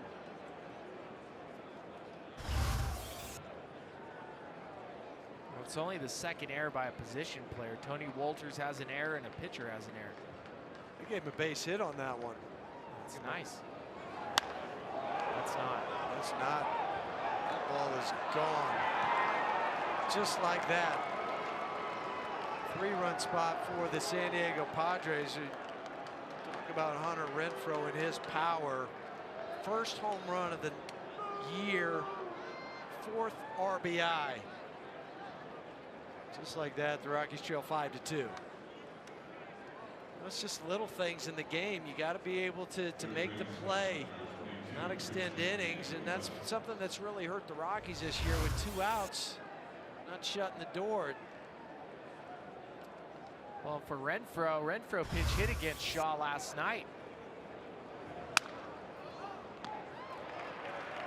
Line out to Nolan, but the damage has been done. Rockies trail 5-2 as we head to the bottom of the 7th.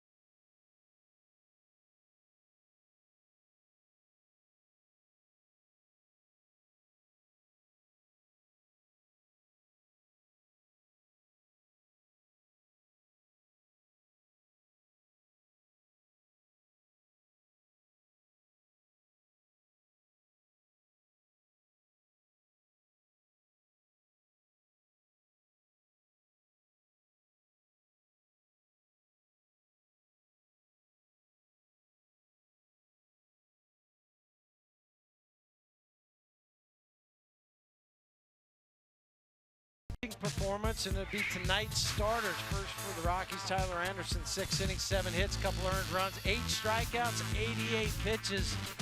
Joey Lucchesi has matched them pitch for pitch, 6 innings, just 2 runs. Neither one of those are earned because of his throwing error. 8 strikeouts, and the big numbers, Billy, 0 walks, and Rockies just haven't solved him or been able to solve him as we go to the bottom of the 7th inning, and Nolan Arenado first for the Rockies. Fly ball to right field, hit pretty well. Off the wall, kicks hard back towards the infield. Nolan rounding second, heading for third. Hunter in for a strong arm. Throw to the third. It's safe. That's how you want to start off an inning, Huey. First triple of the year for Nolan. And he takes him the other way. Casey with the curve. That's the changeup coming back, and Nolan's seen him enough. Shooting him opposite field, barrels it up. The way it kicked off the auxiliary scoreboard, it bounced over Renfroe's head. He made a good attempt to get Nolan out at third. He's got a strong arm. 94 miles an hour off the bat of Nolan opposite field. As I mentioned, Nolan 1 triple on the year. He had 7 triples last year. Rockies needing a run.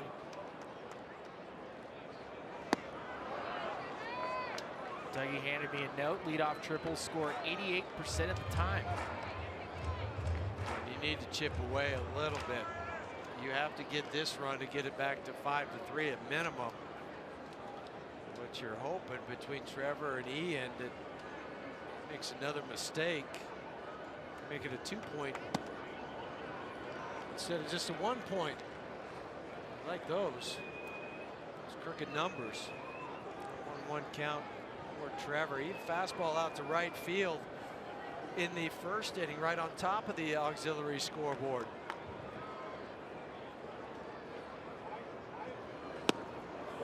Good high, and we're talking about swing counts. And go from 1-1 to 2-1, you feel like you're in a much better position as a hitter. You eliminate some areas.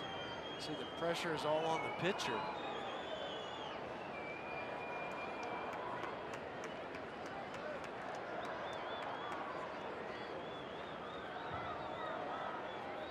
One pitch. What a good eye from Trevor, and I think that goes all back to the 1-1 swing pitch. There's no reason to expand. If that goes to 1-2, you're expanding. 2-1, you're still looking for a pitch you can handle. Padres playing with their defense back. They're basically conceding the run to the Rockies if you can put it in play. Ball 4. It's third now for the Rockies as Ian Desmond comes up. Ian fly ball to right, ground into a double play. Back up the middle in his second at bat. Bring Andy Green out from the dugout. He said stay there. Now he motions for the right-hander. Be the side armor for the Padres. We come back. Makita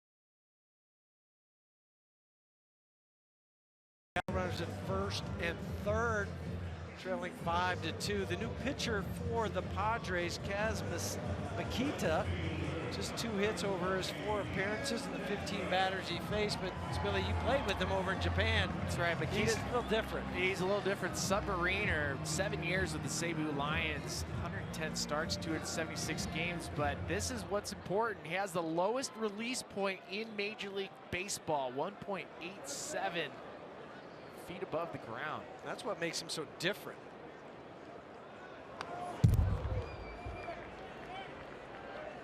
I'll show you a peek of what Makita-san looks from the hitter's point of view. This is Jose Altuve, even though he's probably right about here.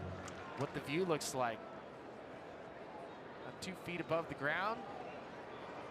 So it looks like it's going up as it's coming towards the hitter. Here's that pitch. Yeah, 1-1. And for Desmond and all the Rockies hitters, they saw him out in San Diego, but still it takes a little bit to understand where that window is. And he backs it up with a 69-mile-an-hour, 67-mile-an-hour curveball. As he wasn't happy with that call as he steps out, walks around, tightens the batting gloves back up.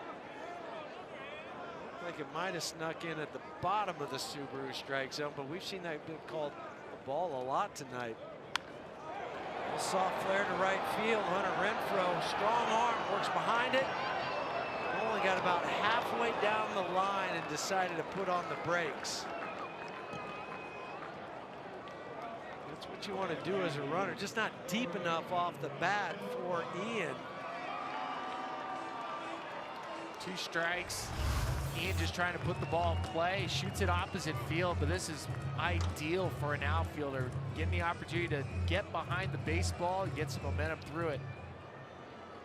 The Subaru Superman, Nolan's paying attention. He's thinking of scoring, but he's reading throw.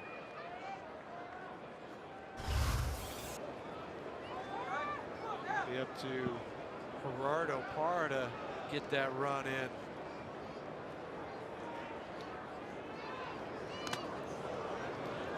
Ball right off the mask of Hedges. Padres present several different looks from their pitching staff, from Casey, the Rubik's Cube, to Makita. They have 2 submariners in their bullpen. And even last week, we saw the left-hander McGrath, who was sent down to AAA. Just a different arm angle, different delivery over the top from the lefty. They have one of those bullpens that is not typical in today's game, where everybody throws 100 miles an hour. They've got some soft tossers as Hedges is going back down in the dugout. It's just going to get another helmet. After that foul ball, that last one broke, so he's trying to find a new mask. Oh, he's got to change, go from the hockey style to the old-fashioned one.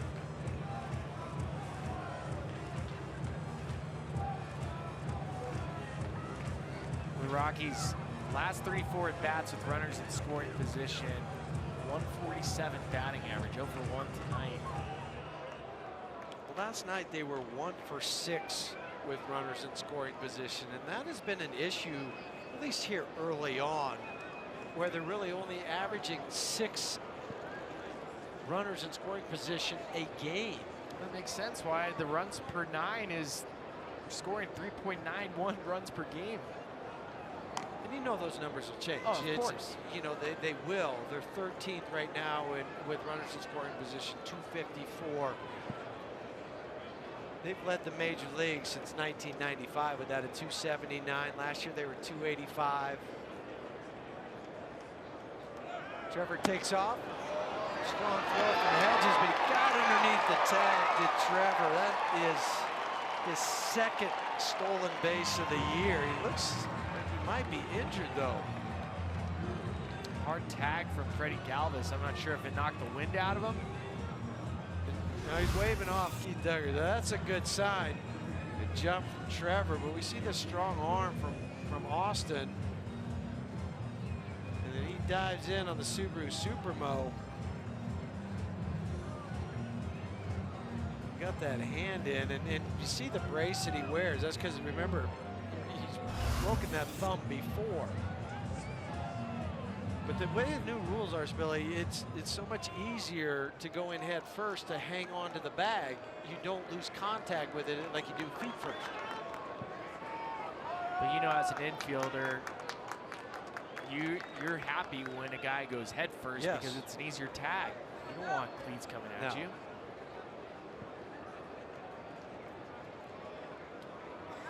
0-2 count on Gerardo. Infield still back for the Padres.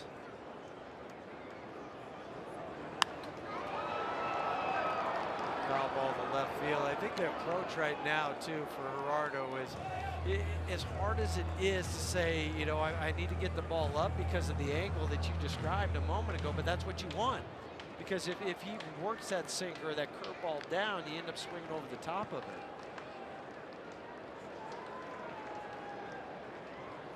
0-2 pitch. I think if he didn't swing at that, that was going to hit him. That's playing defense.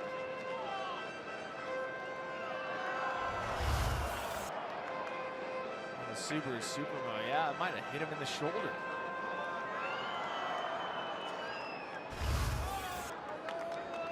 Gerardo doing everything he can to try to get a ball in play.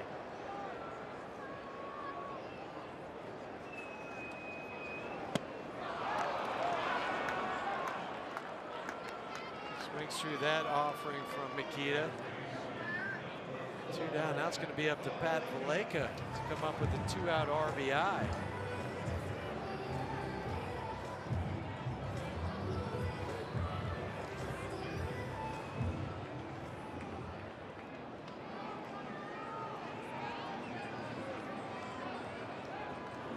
Rockies need a 2-out RBI in the worst way.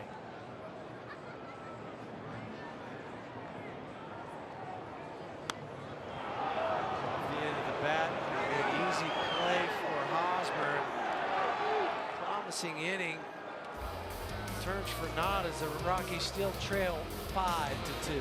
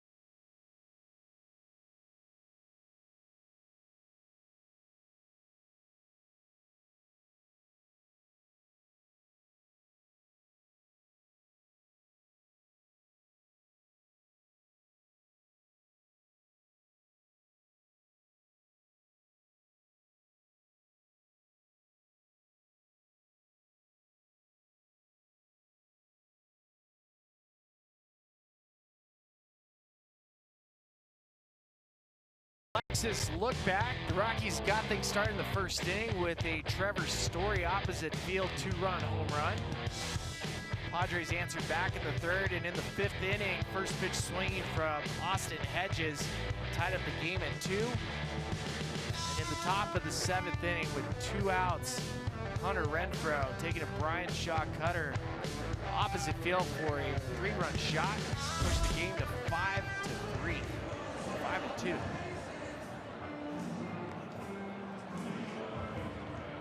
Well, I wanted the Rockies to score. Yeah, I know you did. You thought they would with 2nd and 3rd. You said 88% of the time a leadoff triple scores. But not tonight. Mike Dunn, 6th ball game of the year. Mike pitched 2/3 of an inning last night Gave up a couple hits, just 7 pitches thrown. First guy, and then Eric Hosmer and Jose Perella base hits. First batter he'll face tonight, Freddie Galvis. Galvis from the right side. Switch hitter takes a strike. Galvis hits .364, both from the right and the left. 1 for 3 on the night, dropping his season average down to .350.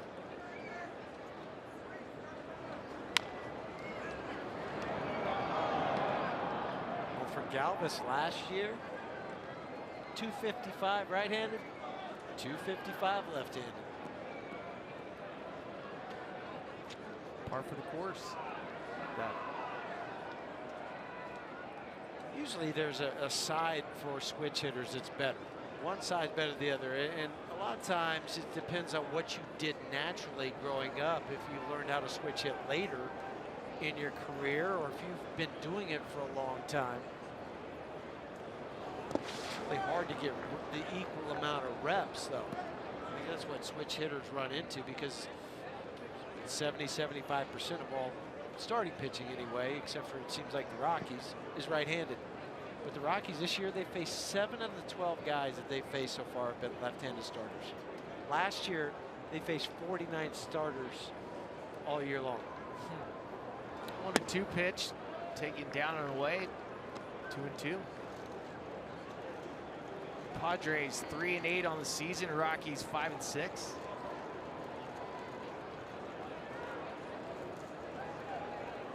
Rockies started tonight in 2nd place in the National League West, trailing the Diamondbacks. Diamondbacks 8-2 on the year. They're currently up on San Francisco 2-0 in the 2nd inning as they play out a, I almost call it the Candlestick. That they don't play there anymore, do they? Still plays like it though.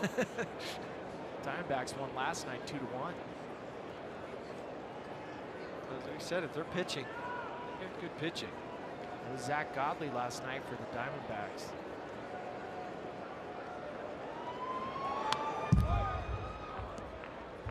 He had 9 strikeouts last night.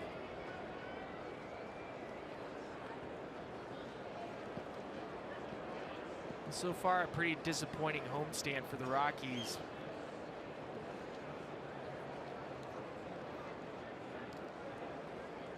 Hoping to come in and take a series versus the Braves. Galvis pushing the count to 3-2. Go back to last year, their first homestand, they were 3-3. So just to even get back to that before we leave for Washington and Pittsburgh, and win tonight and then tomorrow's day game. 6 outs left for the Rockies to try to come back.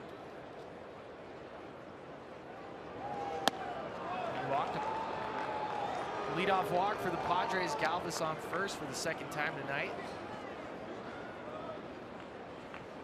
Well, fans, MLB.TV Premium is back and better than ever. You can watch every out-of-market regular season game live on over 400 supported devices. Visit MLB.TV for more details. The Rockies came into tonight's game as a pitching staff, 29th in baseball in WHIP. That's walks and hits per innings pitched.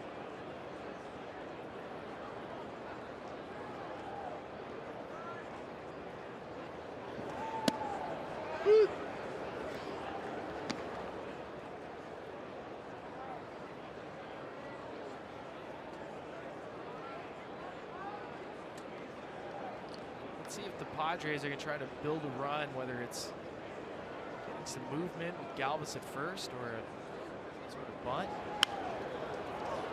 Picked nicely by Nolan to Trevor.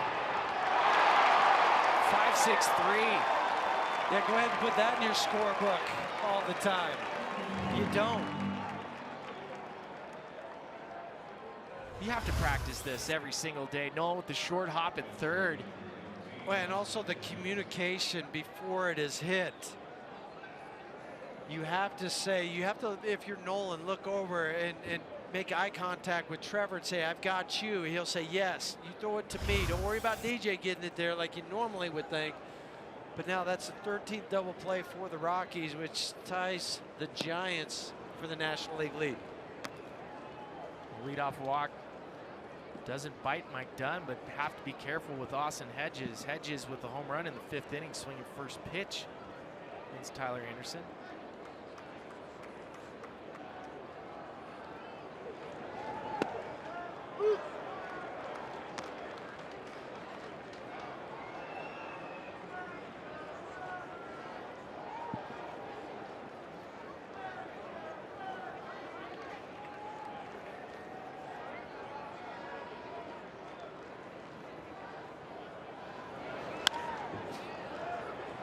Chase Headley on deck for the Padres. If Hedges reaches. And for the Rockies in the bottom of the 8th inning, it'll be Michael Tauchman, pinch hitter, and DJ LeMahieu. Guarantee that Nolan still comes up in the 9th inning. Left-hander Robbie Erlin is getting loose for the Padres in their bullpen.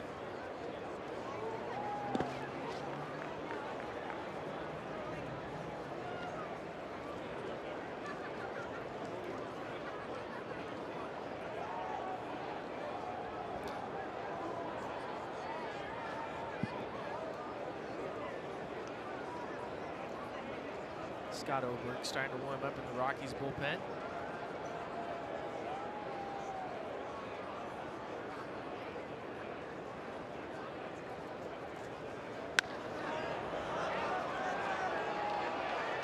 Easy fly ball to center field. Michael Tauchman makes the catch.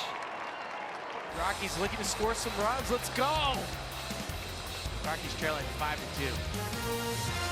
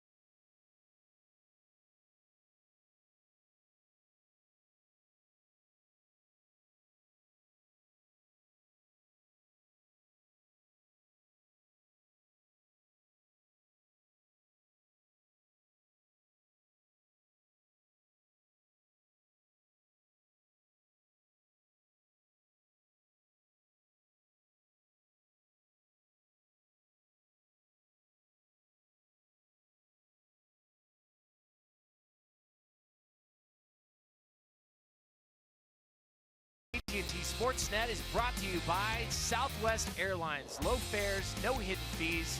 That's transparency. Padres making a pitching change, bringing in the lefty Robbie Erlin. Mike Tauchman due up. Pitcher spot, most likely a Carlos Gonzalez or a Carlos Gonzalez. Erlin missed all of last year after recovering from Tommy John surgery in May of 2016. So far this year, opponents hitting 185 against Robbie, 5 for 27 and 7 in the 3rd inning. Quickly 0-2 to Michael Tauchman. 11th bat of the season now for Tauchman.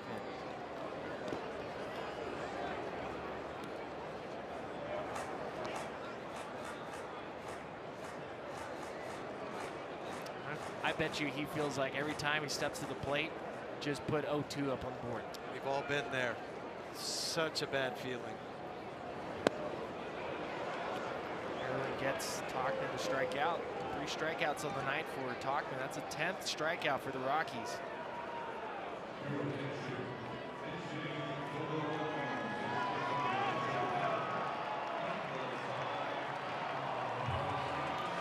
Just announced Cargo pinch hitting. Here's a look at what he did last night.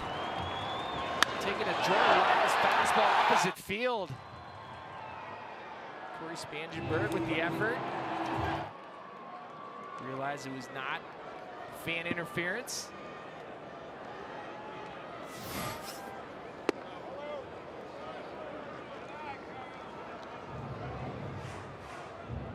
Cargo 2 home runs on the year, 6 RBIs. 0 for 2 as a pinch hitter. Could break that 0 for streak for the Rockies pinch hitters. They really shift against Cargo. I mean, every team does this now against him, and he's hit some hard balls that have been gobbled up because of it. Just like that. Swallowed up by a Swahe in right field and throws him out at first. Fans, who wants tacos? You can follow us at AT&T Sportsnet RM on Twitter to receive alerts for the Rockies taco special when the Rockies score 7 or more runs. Just one more inning to try to score. Or excuse me, 1 2/3 more innings to try to score. About 4 outs left. Andy Green coming to the mound. Take the ball from Robbie Erlen.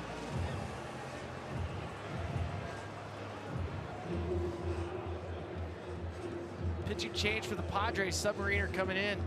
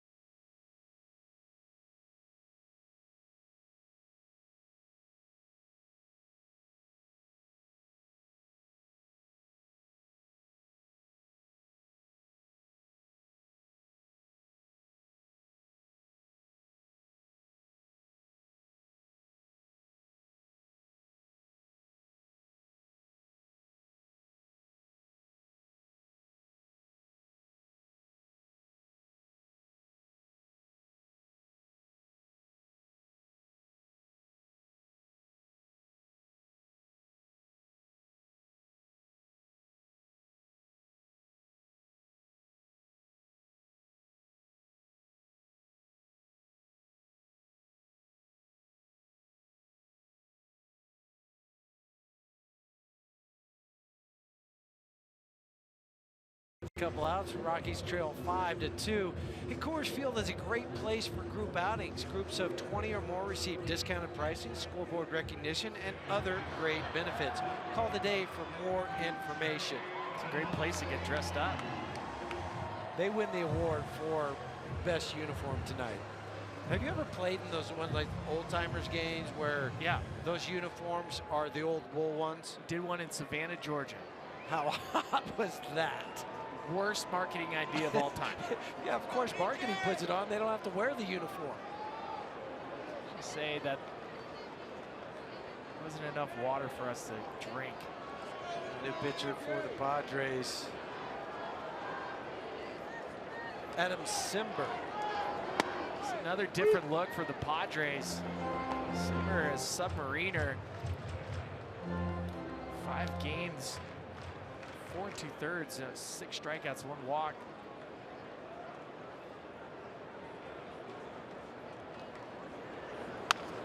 DJ shoots one towards the Swahe. Swahe picks it up.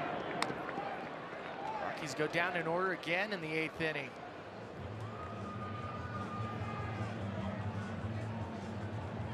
We're gonna head up to the top of the 9th inning. Rockies looking to hold them right there. Still trailing 5-2.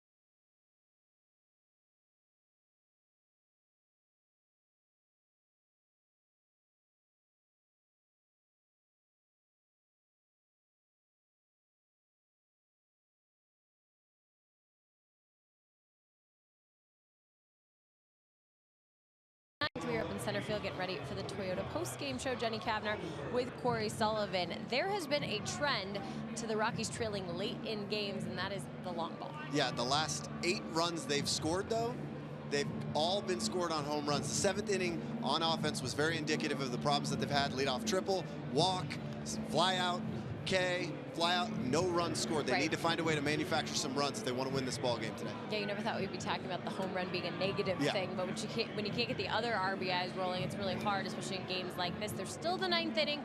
Hopefully a Rockies comeback. We'll send it back to our analysts tonight, doing a fantastic job, Huey and Spilly. Well, thank you. It's been fun tonight, hasn't it, guys? I mean, all we need now, though, is another walk-off. You need a Rockies win. Yeah, you need a win. You need a walk-off to make this day complete. Well, it's going to be up to Scott Oberg to keep this ball game 5-2. And he'll face Corey Spangenberg, who is pinch hitting. Last year against the Rockies, he had 304. This year he's 4 for 11, excuse me, including a home run.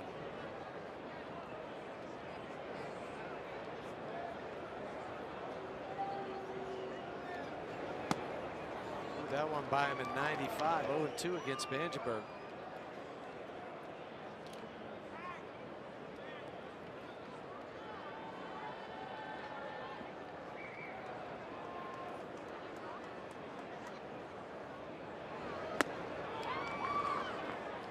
One, two. Go back door on the slider. Rockies know who they're going to get if the score stays the same in the bottom of the 9th, and that'll be Brad Hand, left-hander. Strike 3, got him. Good pitching from Scott Oberg. 4 pitches to strike out Corey Spangenberg. 1 down. For the Rockies tonight, they've been able to get off the leadoff hitter all night. Other than the Austin Hedges first pitch swing in the 5th inning.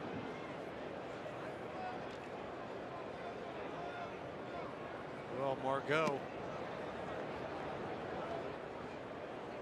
said he likes to pattern his game after Adam Jones. Adam Jones. Yeah. Andrew Jones wouldn't have been bad either. Not a bad one.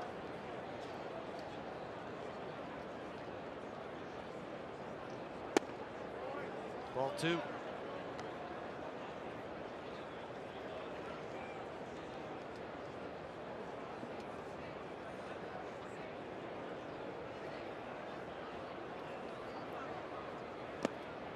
Good slider from Scott. Rode a wave at that one. 2-1. Well, we've noticed a trend in baseball, Huey, and that's far less fastballs are being thrown. Just in this at bat between Oberg and Margot, only been 1 fastball. Oberg's fastball at 95. Bunt attempt goes foul, 2-2. I think if you're Scott, you take that bunt attempt. I didn't. like doing that with a strike. Now you're back into a defensive count. Well, not a 2-1 count.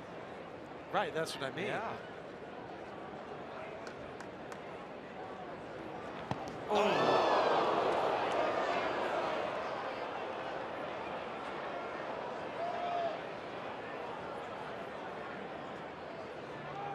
Looked like it caught Margot in the ribs. Fastball from Scott that ran up and in.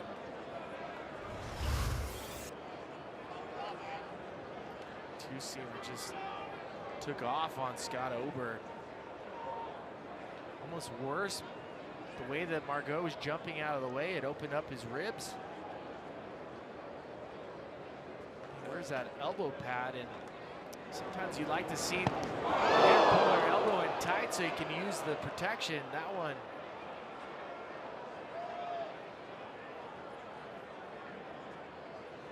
Yeah, they're already signaling to their bench, and Matt Caesar will take over for Margot. You can see him up and walking off the field. There'll be some x-rays in his future. No doubt.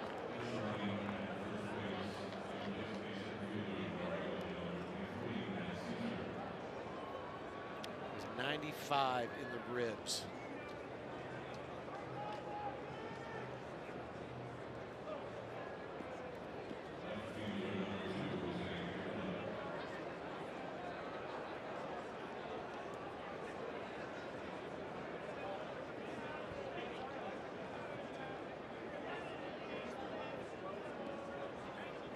Scott, you got to collect your wits and get back in focus. That was just a ball that ran away from him.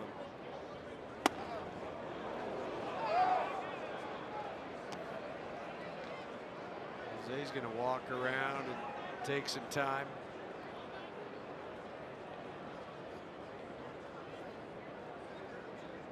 I think right now, if you're Scott, you can own the outer half of the plate. Oh, yeah. Hitters do not want to be hit. You watch a teammate go down like that. Throw over to keep Caesar honest.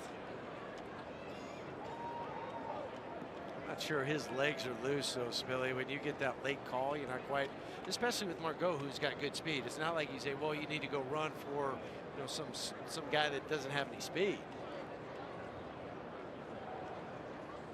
That's also the role of the bench player. You have to be ready. You can't just sit on the bench and watch a ball game. You have to stay loose for any type of situation that might pop up. See where that last pitch to get to 1-1 was? Down and away.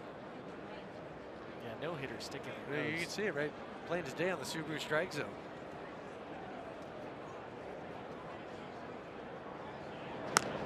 Throw over.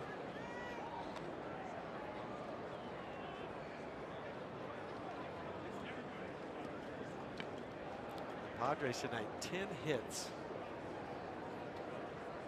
They out hit the Rockies last night too. 13 hits. 13 hits last night, tied a season high. 1-2. They also had 13 hits against the Houston Astros.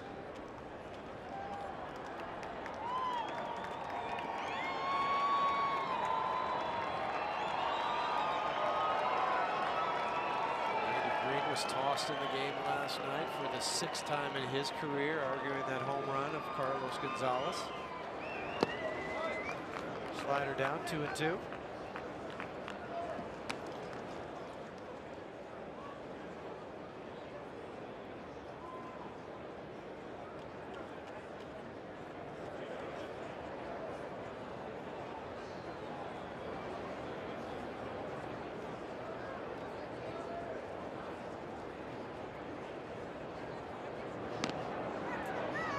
At first base. It's the 3rd time they've thrown over to make sure Caesar doesn't get straight too far off the bag. Caesar was leaning.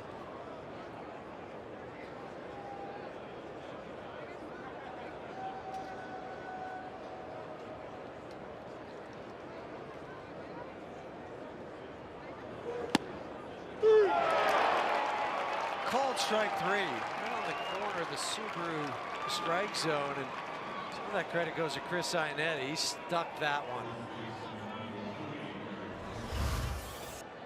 Oh, Subaru Supermo. It's like a slider away. Ionetta holding it. Taking a good look for Trip Gibson.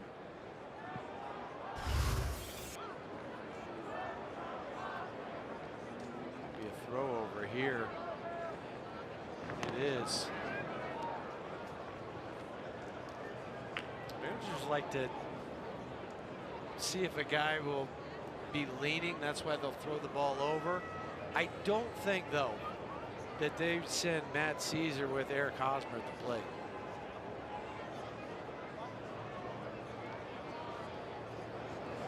It's a guy that has 7 multi-hit games in 11 for the Padres. He's perfect tonight. 2 walks, 2 singles.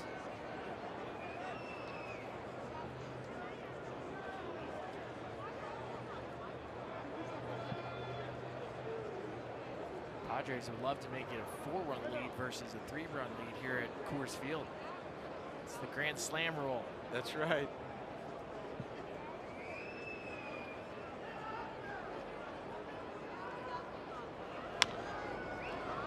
Oh, has to bury. Oh, he goes back in with the glove, gets him by a step.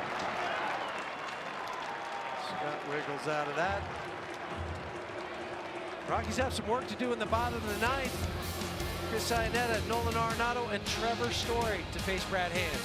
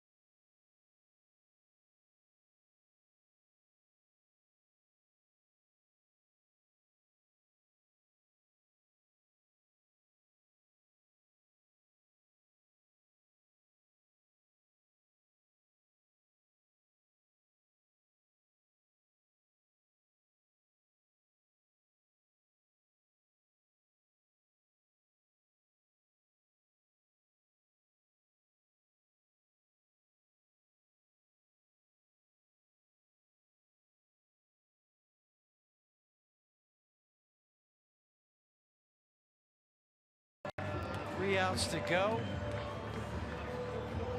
New center fielder remains in the game after taking over for Manuel Margot as Matt Caesar.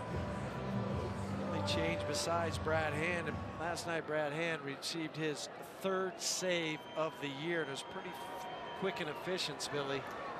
3 strikeouts. 3 strikeouts. Well, a week after he had 3 walks to help the Rockies get a win in San Diego.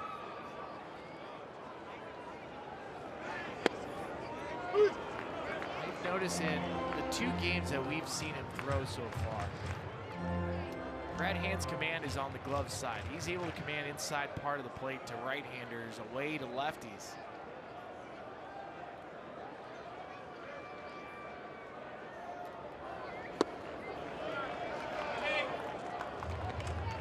Chris 1 for 3 lifetime against Brad. Recent here in the first, came around to score. Came on the home run hit by Trevor. Only 2 runs the Rockies have scored tonight. Impact up the middle. Good start, Chris. That's what you want to do. Put it in the head of Brad Hand. He might have got us last night. Today it's a different story. Well, the next matchup is perfect for Nolan. Nolan's been looking for pitches down and in, and this is what Brad Hand does. He throws balls down and in. Fastball slider command is to the inside portion of the plate to the right-handed batter. Nolan 3 for 6, including a bomb against Mr. Hand.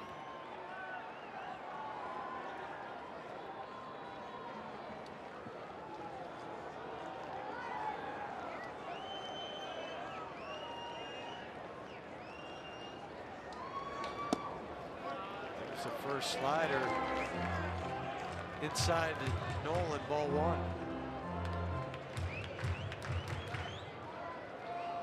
Caesar playing the opposite gap for Nolan, right center field, about 3 strides.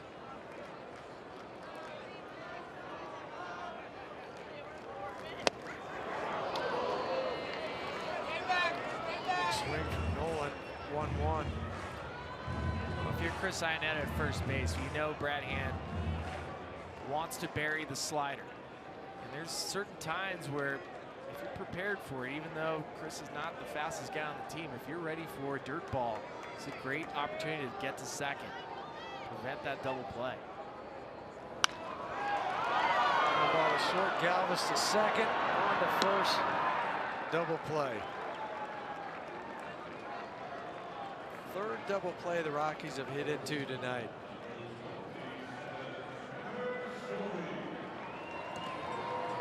Left to Trevor Story with 1 out remaining. While we have a moment, I'd like to thank our crew tonight, the AT&T Sportsnet family. Dougie Marino up here, but our producer Allison Veal, director Mike Fox, of course Jenny out in the set. She did a wonderful job. Corey Sullivan, along with you, my partner Ryan Spilborgs, Taylor McGregor down on sidelines. Drew will be back tomorrow, but it's been fun tonight. Now we need a walk-off. Mile-high miracle right here. That's right. Break their hearts. Rockies just last 2 games, 11 hits, 4 runs, or 10 runs. Obviously last night, six runs against the Padres. But the offense is not to Bud Black's liking. No. No, if this game finishes 5-2, it'll be just 14 runs on this homestand.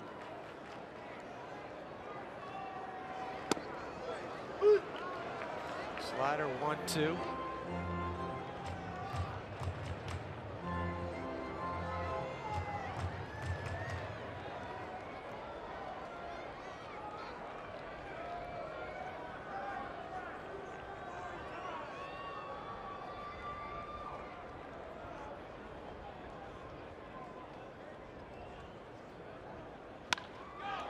Line drive to Freddie Galvis, and that's the ball game. 5 runs on 10 hits, 1 error for San Diego. For the Rockies, 2 runs on 5 hits. Winning pitcher is Joey Lucchesi. He's 1-0, his first major league win. Losing pitcher Brian Shaw, 1-1. Save number 4 for Brad Hand. Head out to center field now for Jenny Cavnar and Corey Sullivan to take us home the rest of the way. All right, guys, thanks so much. Fun to have the analysts in the booth tonight. Not so fun that the Rockies lose back-to-back nights to the Padres. No, and a good start by